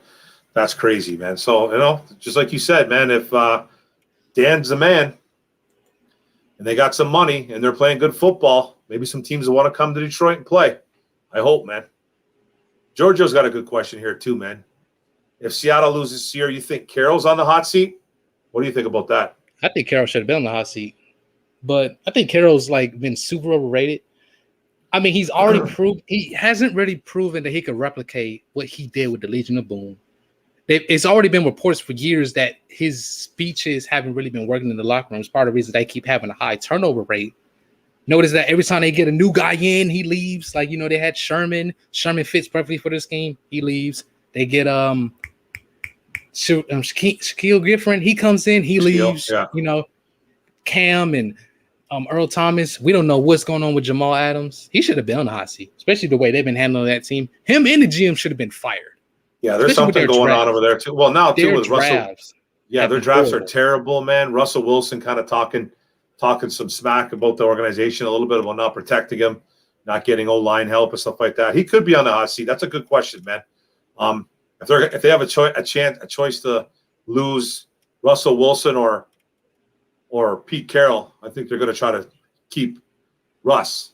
I would think so. Anyways, you know what I mean? Because I think those days Russ has been so loyal. I feel like he's been so loyal, man. But he's starting to get a little bit upset, man. Yeah, He's but starting even to as get upset upset he lately. has been, and even as wrong as they've done him, similar to like Rodgers, they haven't left yet. Never left yet, man. This is a good one too, man. Randy Daniels. Hashtag is Eli a Hall of Famer? Shouldn't Edelman be one as well? Eli Manning is a Hall of Famer. I think he deserves it. He's won a couple rings.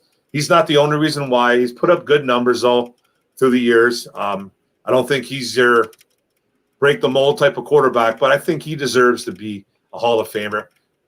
Julian Edelman, no, I don't think he's put up enough numbers to be a Hall of Famer. He's had a nice little run, but I'm not going to put Julian in. No way. One Pride 40 again with a start trade thing. Oh, Cut no. again. Oh God, Ryan Leaf, This might be the Jamarcus Russell, first time I'll ever start Mitch Trubisky. Mitch Trubisky. Yeah, That might be the first time I ever start Mitch Trubisky. Okay, go ahead, Tony. You go first. I'll go second. Shoot, start Trubisky. Man, can I just cut both of the other ones? I don't know. Yeah. Jamarcus, Yeah. I don't study the playbook, Russell. And Leaf, I yell at reporters. Like, nah, I don't want either of them. Can I? Like who's trading? Who's trading for either of these guys? I guess I'll trade Jamarcus because he's talented and cut Leaf. Yeah, man. Like this is the thing too. Yeah, like They make Trubisky look good in this light. maybe I'll trade Trubisky. Start.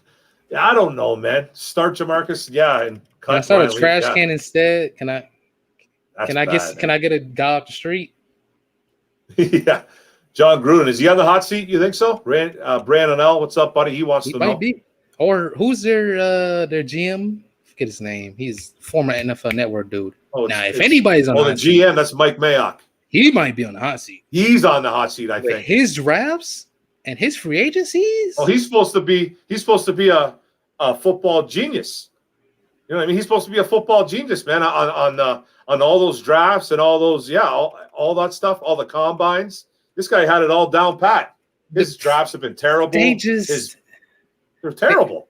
They just sometimes like Gruden's grinders thing is there. It's just kind of like what Patricia thinks. It was kind of like what Patricia, they'll go like, well, everybody might think he's a third round pick, but we think he's a first round pick, so we'll take him in the first. Like, that's not exactly how that. Oh, it hasn't worked out for them at all, right? Yeah. We'll have to see what Ruggs. At least I actually like Ruggs. Leatherwood. I like Ruggs. Complete and total overdraft. So was Farrell. Man, I don't know. I mean, and the problem is Gruden is a good coach. He just makes bad decisions. They love him as a Raider, though. The Raider Nation love him because they think he can do no wrong. Gruden is such a good coach. He's so good at coaching people. You saw what he already did with Mariota. Mariota started showing some of the reasons why people thought that he was the number 2 overall pick. But they just make such bad decisions. I mean, we've seen what he can do reviving players. We've seen how he revived Richie Incognito's career. One of the best left guards in the league now. A few years ago, we thought he was going to be basically blackballed from the league. Yeah. Darren Waller, we seen how he turned him around. It's just they just make such bad decisions. They do, man. They do 100%. Let me see. Georgia's got another one. Oh man, here's one. Start, trade, cut. Megatron, Moss, and Rice. I'll start with this one. Wow. I'm going to trade Megatron. I'm going to start Jerry Rice, and I'm cutting Randy. No. Here, okay, wait. I'm gonna trade. I don't think I could do this here, man. This is tough. Okay, I'm gonna start Rice. I'm starting Jerry Rice. I think he's the best wide receiver ever. I'm gonna I gotta get some type of value back. So I'm gonna trade. Wow. I'm gonna trade Megatron, and I'm gonna cut Moss. Or no, I'll trade Moss, cut Megatron. Because I think he's not the best in this group. I think he's the 3rd best wide receiver in this group. So I'm at least going to get value for Moss, and I'm starting Rice. Sorry, man, I'm cutting Megatron over these 2 guys. That's just me. You, Tom? Man, it's going to be controversial. This is tough. Start Megatron. Okay. Trade Moss. Cut Rice. Oof. Really? Hey, why? Why are you cutting the greatest, man, of all time? I think the NFL has changed. It has, yeah. I think back in the day, you know, now, especially with a guy like Megatron, I can have a wide receiver out there. Teams are gonna double or triple team him. Well, thank you. Do that, please. Like, he's gonna let my other wide receivers eat. Could you imagine though? What Jerry Rice would do in today's NFL? I don't know. I think Jerry Rice in today's NFL might just be like better Michael Thomas. You think so? Better Michael Thomas. They used to beat the hell out of guys like him, though. Yeah. Jerry Rice. Yeah, because get away with it. Yeah, that's what I'm saying. Like, I say better Michael Thomas because he'll basically better route runner than Michael Thomas, a little bit better of an athlete, better hands. Basically, just be better Michael Thomas, or like what we think. What's that guy for the Cardinals now? Who's from the Texans? Who? Say that again. Hopkins. He would kind of be one of those DeAndre. guys. If you want to talk about anything, Hopkins. Imagine Calvin in like the 80s or the 70s. Well, that'd be crazy. Yeah. They would look at him like I remember someone was talking about what they had Aaron Donald in like the 70s. They would look at him like a witch. Like, where did you come from? Did they make you in a lab? Same thing with Calvin. That's for sure. That's for sure, though. I mean, what was that one wide receiver? Bullet Bob Hayes. He wouldn't be like him. He would be so similar to that. Just run by everybody, jump over everybody. Just running by, eh? Just wouldn't be fair. Oh, for sure, man. There's another one here, man. We got another one here. We're going to be wrapping it up soon, guys. We've been doing this for an hour and 40. We're doing good here. This is a tough one. Who would you choose? What coach? DC says Andy Reid, Bruce Arians, or Ron Rivera? Oh, Reid, easy. I'm taking Andy Reid. Yeah, I think Andy Reid's the easiest thing here. Arians, I think, literally like I think we talked about this earlier. Don saying, how could you lose with that Tampa Bay team? Like that's a team. I think Bruce Arians. I don't think Bruce Arians. I don't think he's a bad coach. I think he's grossly overrated as a coach. I think Arians is good. I don't think he's good. One of the best because he's good. Like he's shown that he's good, especially when what he did with the Cardinals. Like after he left, that team was just abysmal. Yeah, and he should have made a Super Bowl until his quarterback. I forget his name. No, it was Steve something. No, it wasn't Steve. What? The quarterback. No. In 2013, I think with the Cardinals when they went like 13-3, but their quarterback and their backup quarterback got injured. That wasn't Kurt Warner, was it? Those days, Kurt Warner. No, it was somebody. It was the dude who used to play for the Bengals, who was drafted by the Bengals. I forget his name. Oh, Carson Palmer. Yeah, Carson Palmer. Okay, Carson Palmer. That's right. Like okay, that team should have made a Super Bowl. Yeah, that team should have made a Super Bowl for sure. He's never been in that Belichick Reed kind of tier, right? He's kind of just been a tier below that. And Ron Rivera is a very good coach. Let me say this. He's a good coach. I don't think he's a top 10 coach. No, but he's a good coach, though. Yeah, he's a good coach. Like, if your team, a team like the Lions could have used a guy like Ron Rivera. Because he might not win you a Super Bowl, but he will rebuild your culture. He will rebuild your team for your next Super Bowl winning coach. 100%. Yeah, he will. Yeah, that's what he did, man. 100%. Yeah. Giorgio Mattis again. No, or Detroit fan, man. Sorry. So hire, trade, fire. MCDC, Florida City Dan Campbell, Bill Parcells, Sean McVay. I'll say I'm hiring Bill Parcells. He's absolutely phenomenal, man. He's been a great coach and a great mentor. Players loved him.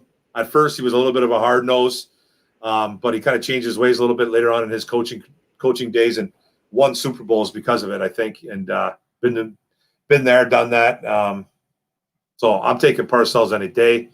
I'm gonna trade Sean McVay, and I'm gonna fire MCDC because we don't know too much about him just yet, man. I don't think he's nowhere near these two guys' class right now of coaching, Bill Parcells and McVay. So you got to fire MCDC, even though he's only been a head coach for 5-6 games his whole career.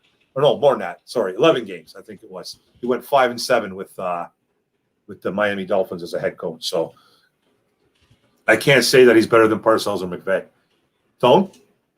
This is pretty easy for me. Parcells, I'm hiring Parcells. I'm trading McVay and I'm firing MCDC. Yeah.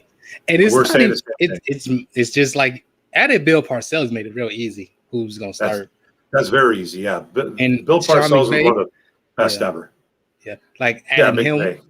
Like, man, MCDC, I mean, I had to see a lot from him, but I don't think he'll be that type of coach.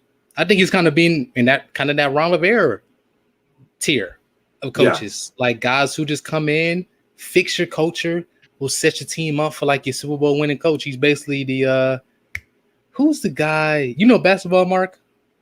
A little bit, but not much, brother. Not much. You know the Golden State Warriors coach before Steve Kerr? Before Steve, I wouldn't know that, bro. Sorry. Because he's a sportscaster. He does. Mark Jack. I think it's Mark Jackson. Is it Mark Jackson? Yeah, Mark Jackson. He's basically the Mark Jackson to your Steve Kerr. Oh, okay. All right. Okay. Is what I think MC Campbell is. Like, he's the guy that'll set up your team, but I don't know if he's the guy that will take your team to the place that you really want it to be. Okay. Yeah. Which is win a Super Bowl. That's it, right? That's what you want. Bash Darwin says he thinks Randy Moss is the greatest wide receiver ever. I think he's definitely top 3. Moss was a witch on the field. Moss was a witch. Yeah, he was a witch. It was just unbelievable, man. Yeah, ran by people, out jumped people by 3 feet. It was insane to see. This is probably one of the greatest sports arguments ever. I think ever. If you ever get into a room with a bunch of NFL guys, especially, man, you ask the 3 greatest wide receivers, and people will say it's in not particular order. People will go Jerry Rice, Terrell Owens, and Randy Moss. And it will be an argument that will last 3 hours. Yeah. I've been in a ton of them with buddies. No real wrong answer here. There's no real wrong answer here. I personally think Jerry Rice was the best ever. I put T.O. number 2, and I put Randy Moss just a little bit behind T.O. And it's not a wrong answer.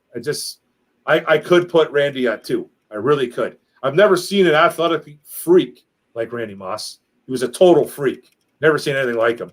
I think T.O. just because his size and just the way he played the game he was ruthless. I think he was phenomenal. And Jerry Rice, just the things he did in the field were amazing to me. Who do you think the top 3 are, Tone? Wide receivers. We can't be too far off. I'm at to go with Calvin, Moss, and Randy. It's probably going to be my top 3. Yeah, because you never really seen Jerry play, right? Wait, what did I say? I said Randy and Moss. I meant Jerry. Oh, did you? Randy and Calvin. I said Randy and Moss. Oh, did you? Yeah. Okay. And T.O. would be like a close, just be at number 4, but very close in there. Yeah, because you're young, bro. You're young. But you must have obviously saw T.O. play, though. Right? Yeah, you saw T.O. play. Yeah, I've seen some of T.O., especially when he was yeah, I've seen some T.O. And that man is not liked by some people. Oh, he's hated. Oh, he's not liked by a lot of people. He was. And for some reason, people thought that was a reason to keep him out of the Hall of Fame. That man should have been the first ballot Hall of Famer. Oh, for sure he should have. Easily. 100%. He was hated by the media. The media hated him with a passion. He's just the way he was, man. He wasn't very nice. And he was hated by a lot of teammates, too. So there's a lot of stories out there about teammates and him not getting along as well, especially him and Donovan McNabb did not like each other till this day. I still see those guys jawing back at each other back and forth through interviews, man. It's crazy, man. They just went through a war not too long ago again. I forget what it was on, man. It was on some show. You ever see that show where that black guy plays pool and interviews stars? You ever see that show, Tone? Is it on TV or like YouTube? It's on like YouTube, man. It's like he's always playing pool, and he has like athletes. He had T.O. on there, and he had Donovan McNabb on there just before that. They were just like destroying each other, man. Like it was pretty funny, actually. Forget the guy's name, man. I don't know I don't even know where he's from. Some type of actor or something. But it was actually pretty good, man. Like, yeah, T.O. was not well liked at all. Not liked at all. This is a good one too. Start, trade, cut. I like these start, trade, cuts. We got to start doing these ones more. Revis, Bailey. It's Champ Bailey, right? Champ Bailey, Darrell Revis, and Darrell Green. Okay, I'll go with this one. I don't know if Tone remembers Darrell Green too much. I'm starting Darrell Revis. I think out of these guys right here, even though Champ Bailey was a boss, I'm probably going to try to get best value for Champ Bailey because I think he's up there as well. And I'm probably cutting Darrell Green. Tone? This is tough because I got to choose between Champ Bailey and Darrell Revis to start. Because, like, Revis Island is dangerous, but, man, Champ was the man, yeah. Champ was can match up with any wide receiver. Even a guy like Tyreek Hill, one-on-one, he could match up with any of them. He had the technique, the athleticism, the ball skills. Man, that's tough. But Revis was a dog. Even when he was old, playing for the Patriots, still killing it. One of the best corners in the league. So he got destroyed by A.J. Green in that one game. And everybody was like, oh, he's washed. Yeah, for sure. Yeah. I think I'm going to go with start Bailey, trade Revis, and I'm cutting Darrell Green. Okay. Yeah, we're not too far off, man. We're not too far off on that one. Do you remember Darrell Green? Oh, yeah, I remember Green. That made it. You remember him? Didn't he run like a 4? He was one of the, Did he run like a 4.4 when he was like 50? Yeah, dude. He was like one of the fastest NFL guys in the history of NFL. Yeah. He could still run, that man. That man could still run. Killed it in Washington. Yeah. DC 809 once saying Andy Reid lost for 20 years. He might have lost for 20 years, bro, but he was on the cusp of being of winning a few times, man. And he's one of the greatest coaches ever, man. Very undervalued in Philly. And he's been more successful than now. If you said Belichick, okay, I'm starting Belichick, but Bruce Arians and Ron Rivera haven't really achieved much either. Exactly. Like I get that Andy Reid has lost for 20 years in caps, by the way. We get it though, brother. But I'll tell you, Andy Reid's a boss, man. He's one of the best coaches ever do it. He took some mediocre teams, man. It's turning around. turned him around, man. So Andy Reid, man, is going to be a first ballot Hall of Famer, guaranteed. And him just getting that Super Bowl, just that's the icing on the cake. Though, so, wait, what? Did he won? Wow. What? He was in Philly for 13 years. Yeah. He made the playoffs. What is this? He made the playoffs 10 times? Yeah. I remember hearing something like that. No, yeah. 1, 2, 3, 4, 5. No, he made the playoffs 7 times. 8 times in 13 years. Yeah, that's insane. And he won the NFC East. What is this? 6 of those times. Yeah, man. Yeah. Well, for sure. How many times did he went to the Super Bowl with Philly, right? Yeah. No, he almost went. He did. He lost to the Patriots. Lost to the Patriots. That's what T.O. had that game on that broken foot, whatever he had there. Donovan McNabb was puking everywhere. That game, right? That was the Super Bowl game. Yeah. Yep. And with the Chiefs, he's only had 1 season out of 7 where he has won less than 10 games. That's incredible. That's absolutely incredible, man. He's way up there in wins. He's way up there in wins, man. He has to be. He's got to be. I'd like to know where he is for all time. The season before he came, they were 2-14. He came, they instantly became 11-5. Yeah. That's insane, man. That's insane, bro. Look at this one, man. One pride 40 throwing a curveball. Hire, trade, fire. Matt Patricia, Adam Gase, and Josh McDaniels. Well, you made it pretty easy. We did? Okay. I'll hire Josh McDaniels. Yeah, I'm gonna say I'll hire McDaniels, trading Adam Gase, and I'm firing Patricia. I don't know. You? I'm hiring McDaniels is the easiest choice ever. Okay, yeah, that's what I said too. Yeah. I'm trading Patricia and I'm firing Adam Gase. Okay. But Adam Gase is basically just worse Patricia. Yeah, Adam Gase is not really well liked either. At least I've seen Patricia come up with good game plans, even though players hate him. Gase comes up with bad game plans and players hate him. Yeah. That's true, man. That's bad, eh? Wow. I just don't. Okay. Hire, trade, fire. Landry, Belichick, Reed. Okay, well, you got to hire Belichick. You have to do it because you're talking about Tom Landry, obviously from the Dallas Cowboys, right?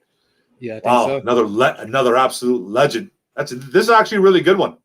I'm probably gonna hire Belichick, and I'm gonna trade Andy Reid, and I'm gonna fire Tom Landry. I don't think there's a wrong answer in this one at all.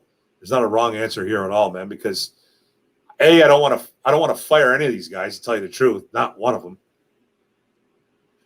So, but I guess if I had to fire anybody, it'd be Landry, and that's still bad. You, Tom? You know who Tom Landry is, right? Yeah. I'm hiring Belichick. I'm trading Landry, and I'm firing Reid. Okay, it's tough though, right? Yeah. Well, for me, Belichick is kind of the easy hire. Although, I don't know if I want him drafting for me. His draft is his drafts are a little bit have been there. But that man can coach. Remember what Kyle Van Noy was before he got him? He got there and immediately became one of the best linebackers in the league.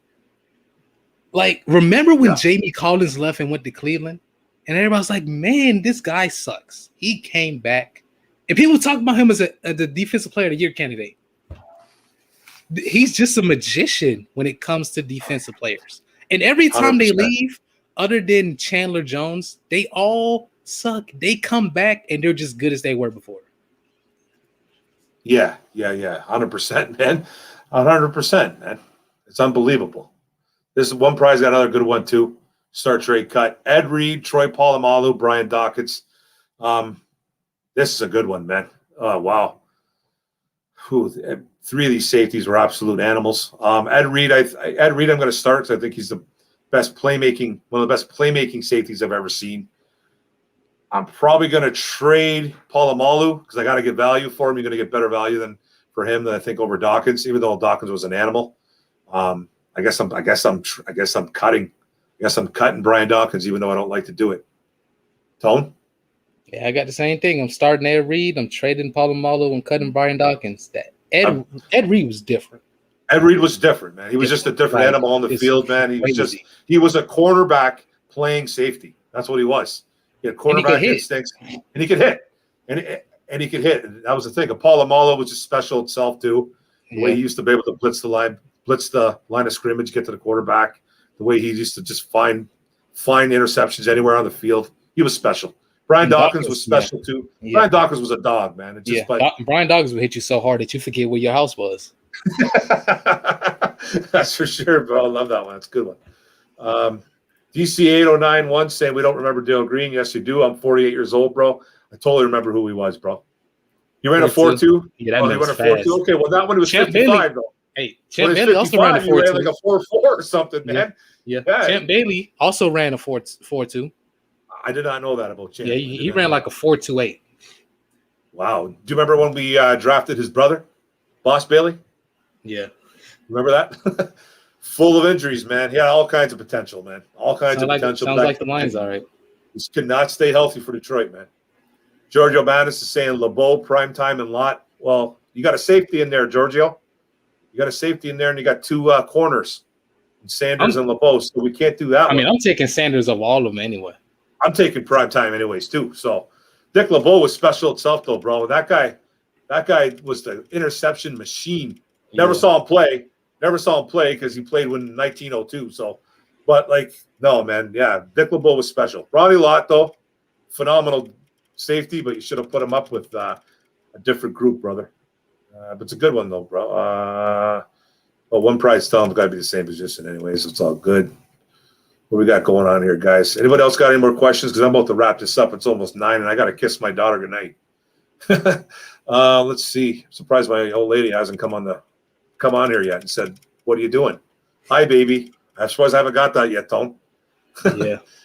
What's going on here, man? We got a good one too. Start, trade, cut. This is a great one because it's my favorite position. Linebacker. Start, trade, cut. Ray Lewis, Brian Urlacher, Patrick Willis. Woo! One Pride 40, man. You're coming at me hard with this one. I think Ray Lewis is one of the greatest linebackers I've ever seen. All three of these guys were phenomenal. But Ray Lewis, I'm starting. Trading Brian Urlacher, and I'm cutting Patrick Willis. That's tough for me, though, because I can almost do both I can almost cut Brian Urlacher and trade Patrick Willis, but no way in HE double hockey sticks am I not starting Ray Lewis. Ray Lewis was phenomenal. So what do you think, Tone? I'm starting Patrick Willis. I'm trading Brian Urlacher, and I'm cutting Ray Lewis. And it's a tough one for me. But you're cutting Ray Lewis? Yeah, it's tough. Why? Patrick Willis is Willis was special. He was special, like the perfect linebacker. Okay. He was big, athletic, could cover everybody. Right. And man, that dude was a beast. Too bad he retired early.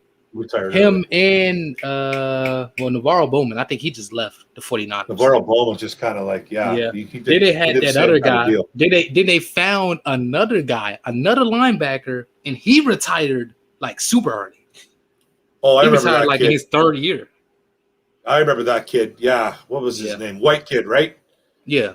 I forget his name. Oh, what was his name? He was pretty decent, too. Yeah, he was pretty good. And then he just retired in his third year. Yeah, I think he was all worried about concussions. I remember that, man. He was getting a little bit nervous, but he must have got dinged up a few times. I forget that kid's name. I don't remember what school he went to, man, but I remember that, man. But that's a tough group, man. I think Ray Lewis, I think I know he was surrounded by a phenomenal defense pretty much his whole career. But he was special, man. To watch him, he could run with anybody. He could cover. He could play the run. He could play mind games with you, man. He was special to watch, man. And Urlacher, too. These three of these guys, you can't. I don't want to cut any of them. I don't want to trade any of them. But if I had to do it, I guess I would cut Patrick Willis. But I don't know, man. I'm not sure. It's tough. That's a tough one, though. We've got a couple more here. Hire for hire trade: Lombardi, Tomlin, Dungy, Vince Lombardi. Oh, we talking about Vince? Oh, yeah, this kind of easy. You got to be talking about Vince. So yeah, I am hiring Vince Lombardi. I'm probably going to trade. I'm going to trade Tony Dungy here. I might trade Dungy and fire Tomlin. I don't know. That's tough, man. But that's what I probably would do. You, Tom? Oh yeah. It is kind of easy for me. Hiring Landry. I am trading Dungy and I'm firing Tomlin. Yeah, so we got pretty much the same thing. Yeah. Yeah. Patty Grimes said, how much longer on the Flowers contract? I think he's still got 2 more years. Well, 2 or 3. Yes, 3 more years. 3 years, but his out is after this year. Yeah, he has an out next year that gets rid of like around 10 mil, and then the year after that it's like 20 mil. Yeah, I expect him to be gone. Randy Daniels, trade start, cut, whatever. Eli, Tom, TB13. Who's TB13? You mean TB12? Tom Brady? Is that who he's talking about? Got to be, right? Yeah. I don't know who TB13 is. You got to be talking about Brady. I'm starting. It's kind of easy. I'm starting Brady. I'm trading Manning, Peyton, and I'm cutting Eli. You, Tom? I am starting Tom. I am trading Peyton, then I'm cutting Eli. Yeah, we got the same thing, brother. 2 Hall of Famers and a wannabe.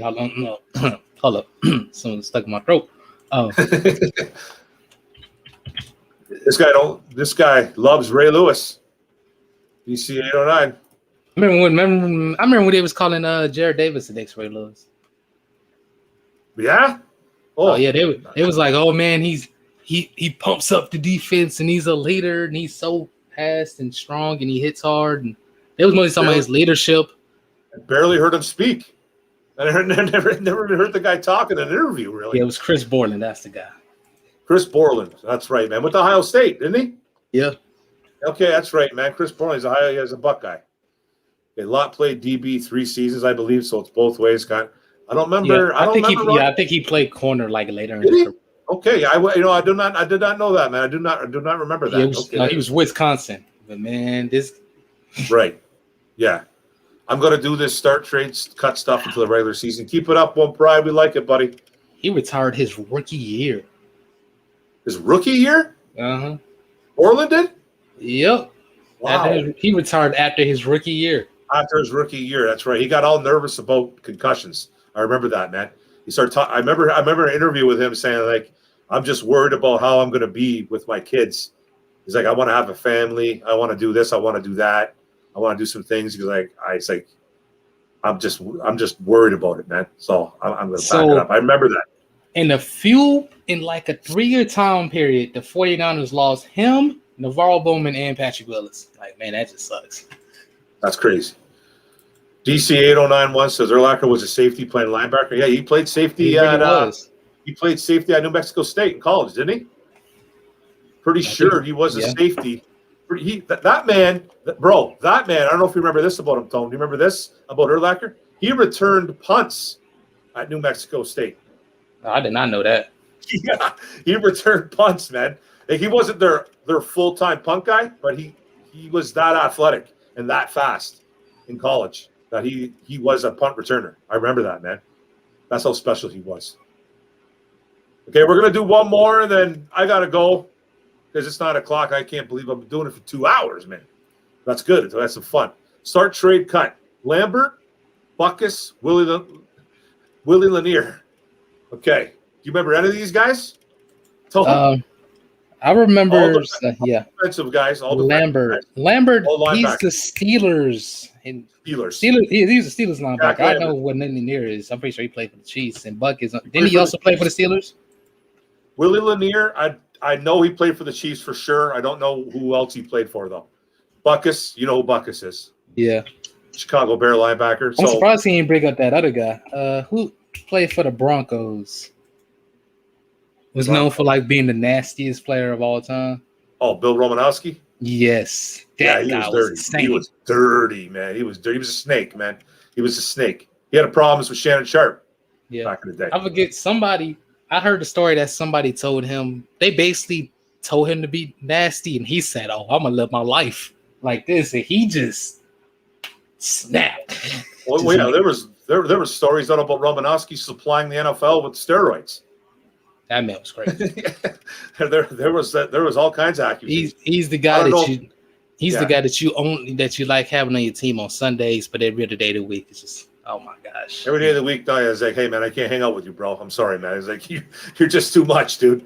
Yeah. But if I'm gonna cut anybody here, this is tough, man, because to be honest, I don't remember seeing any of these guys playing because I'm not that old.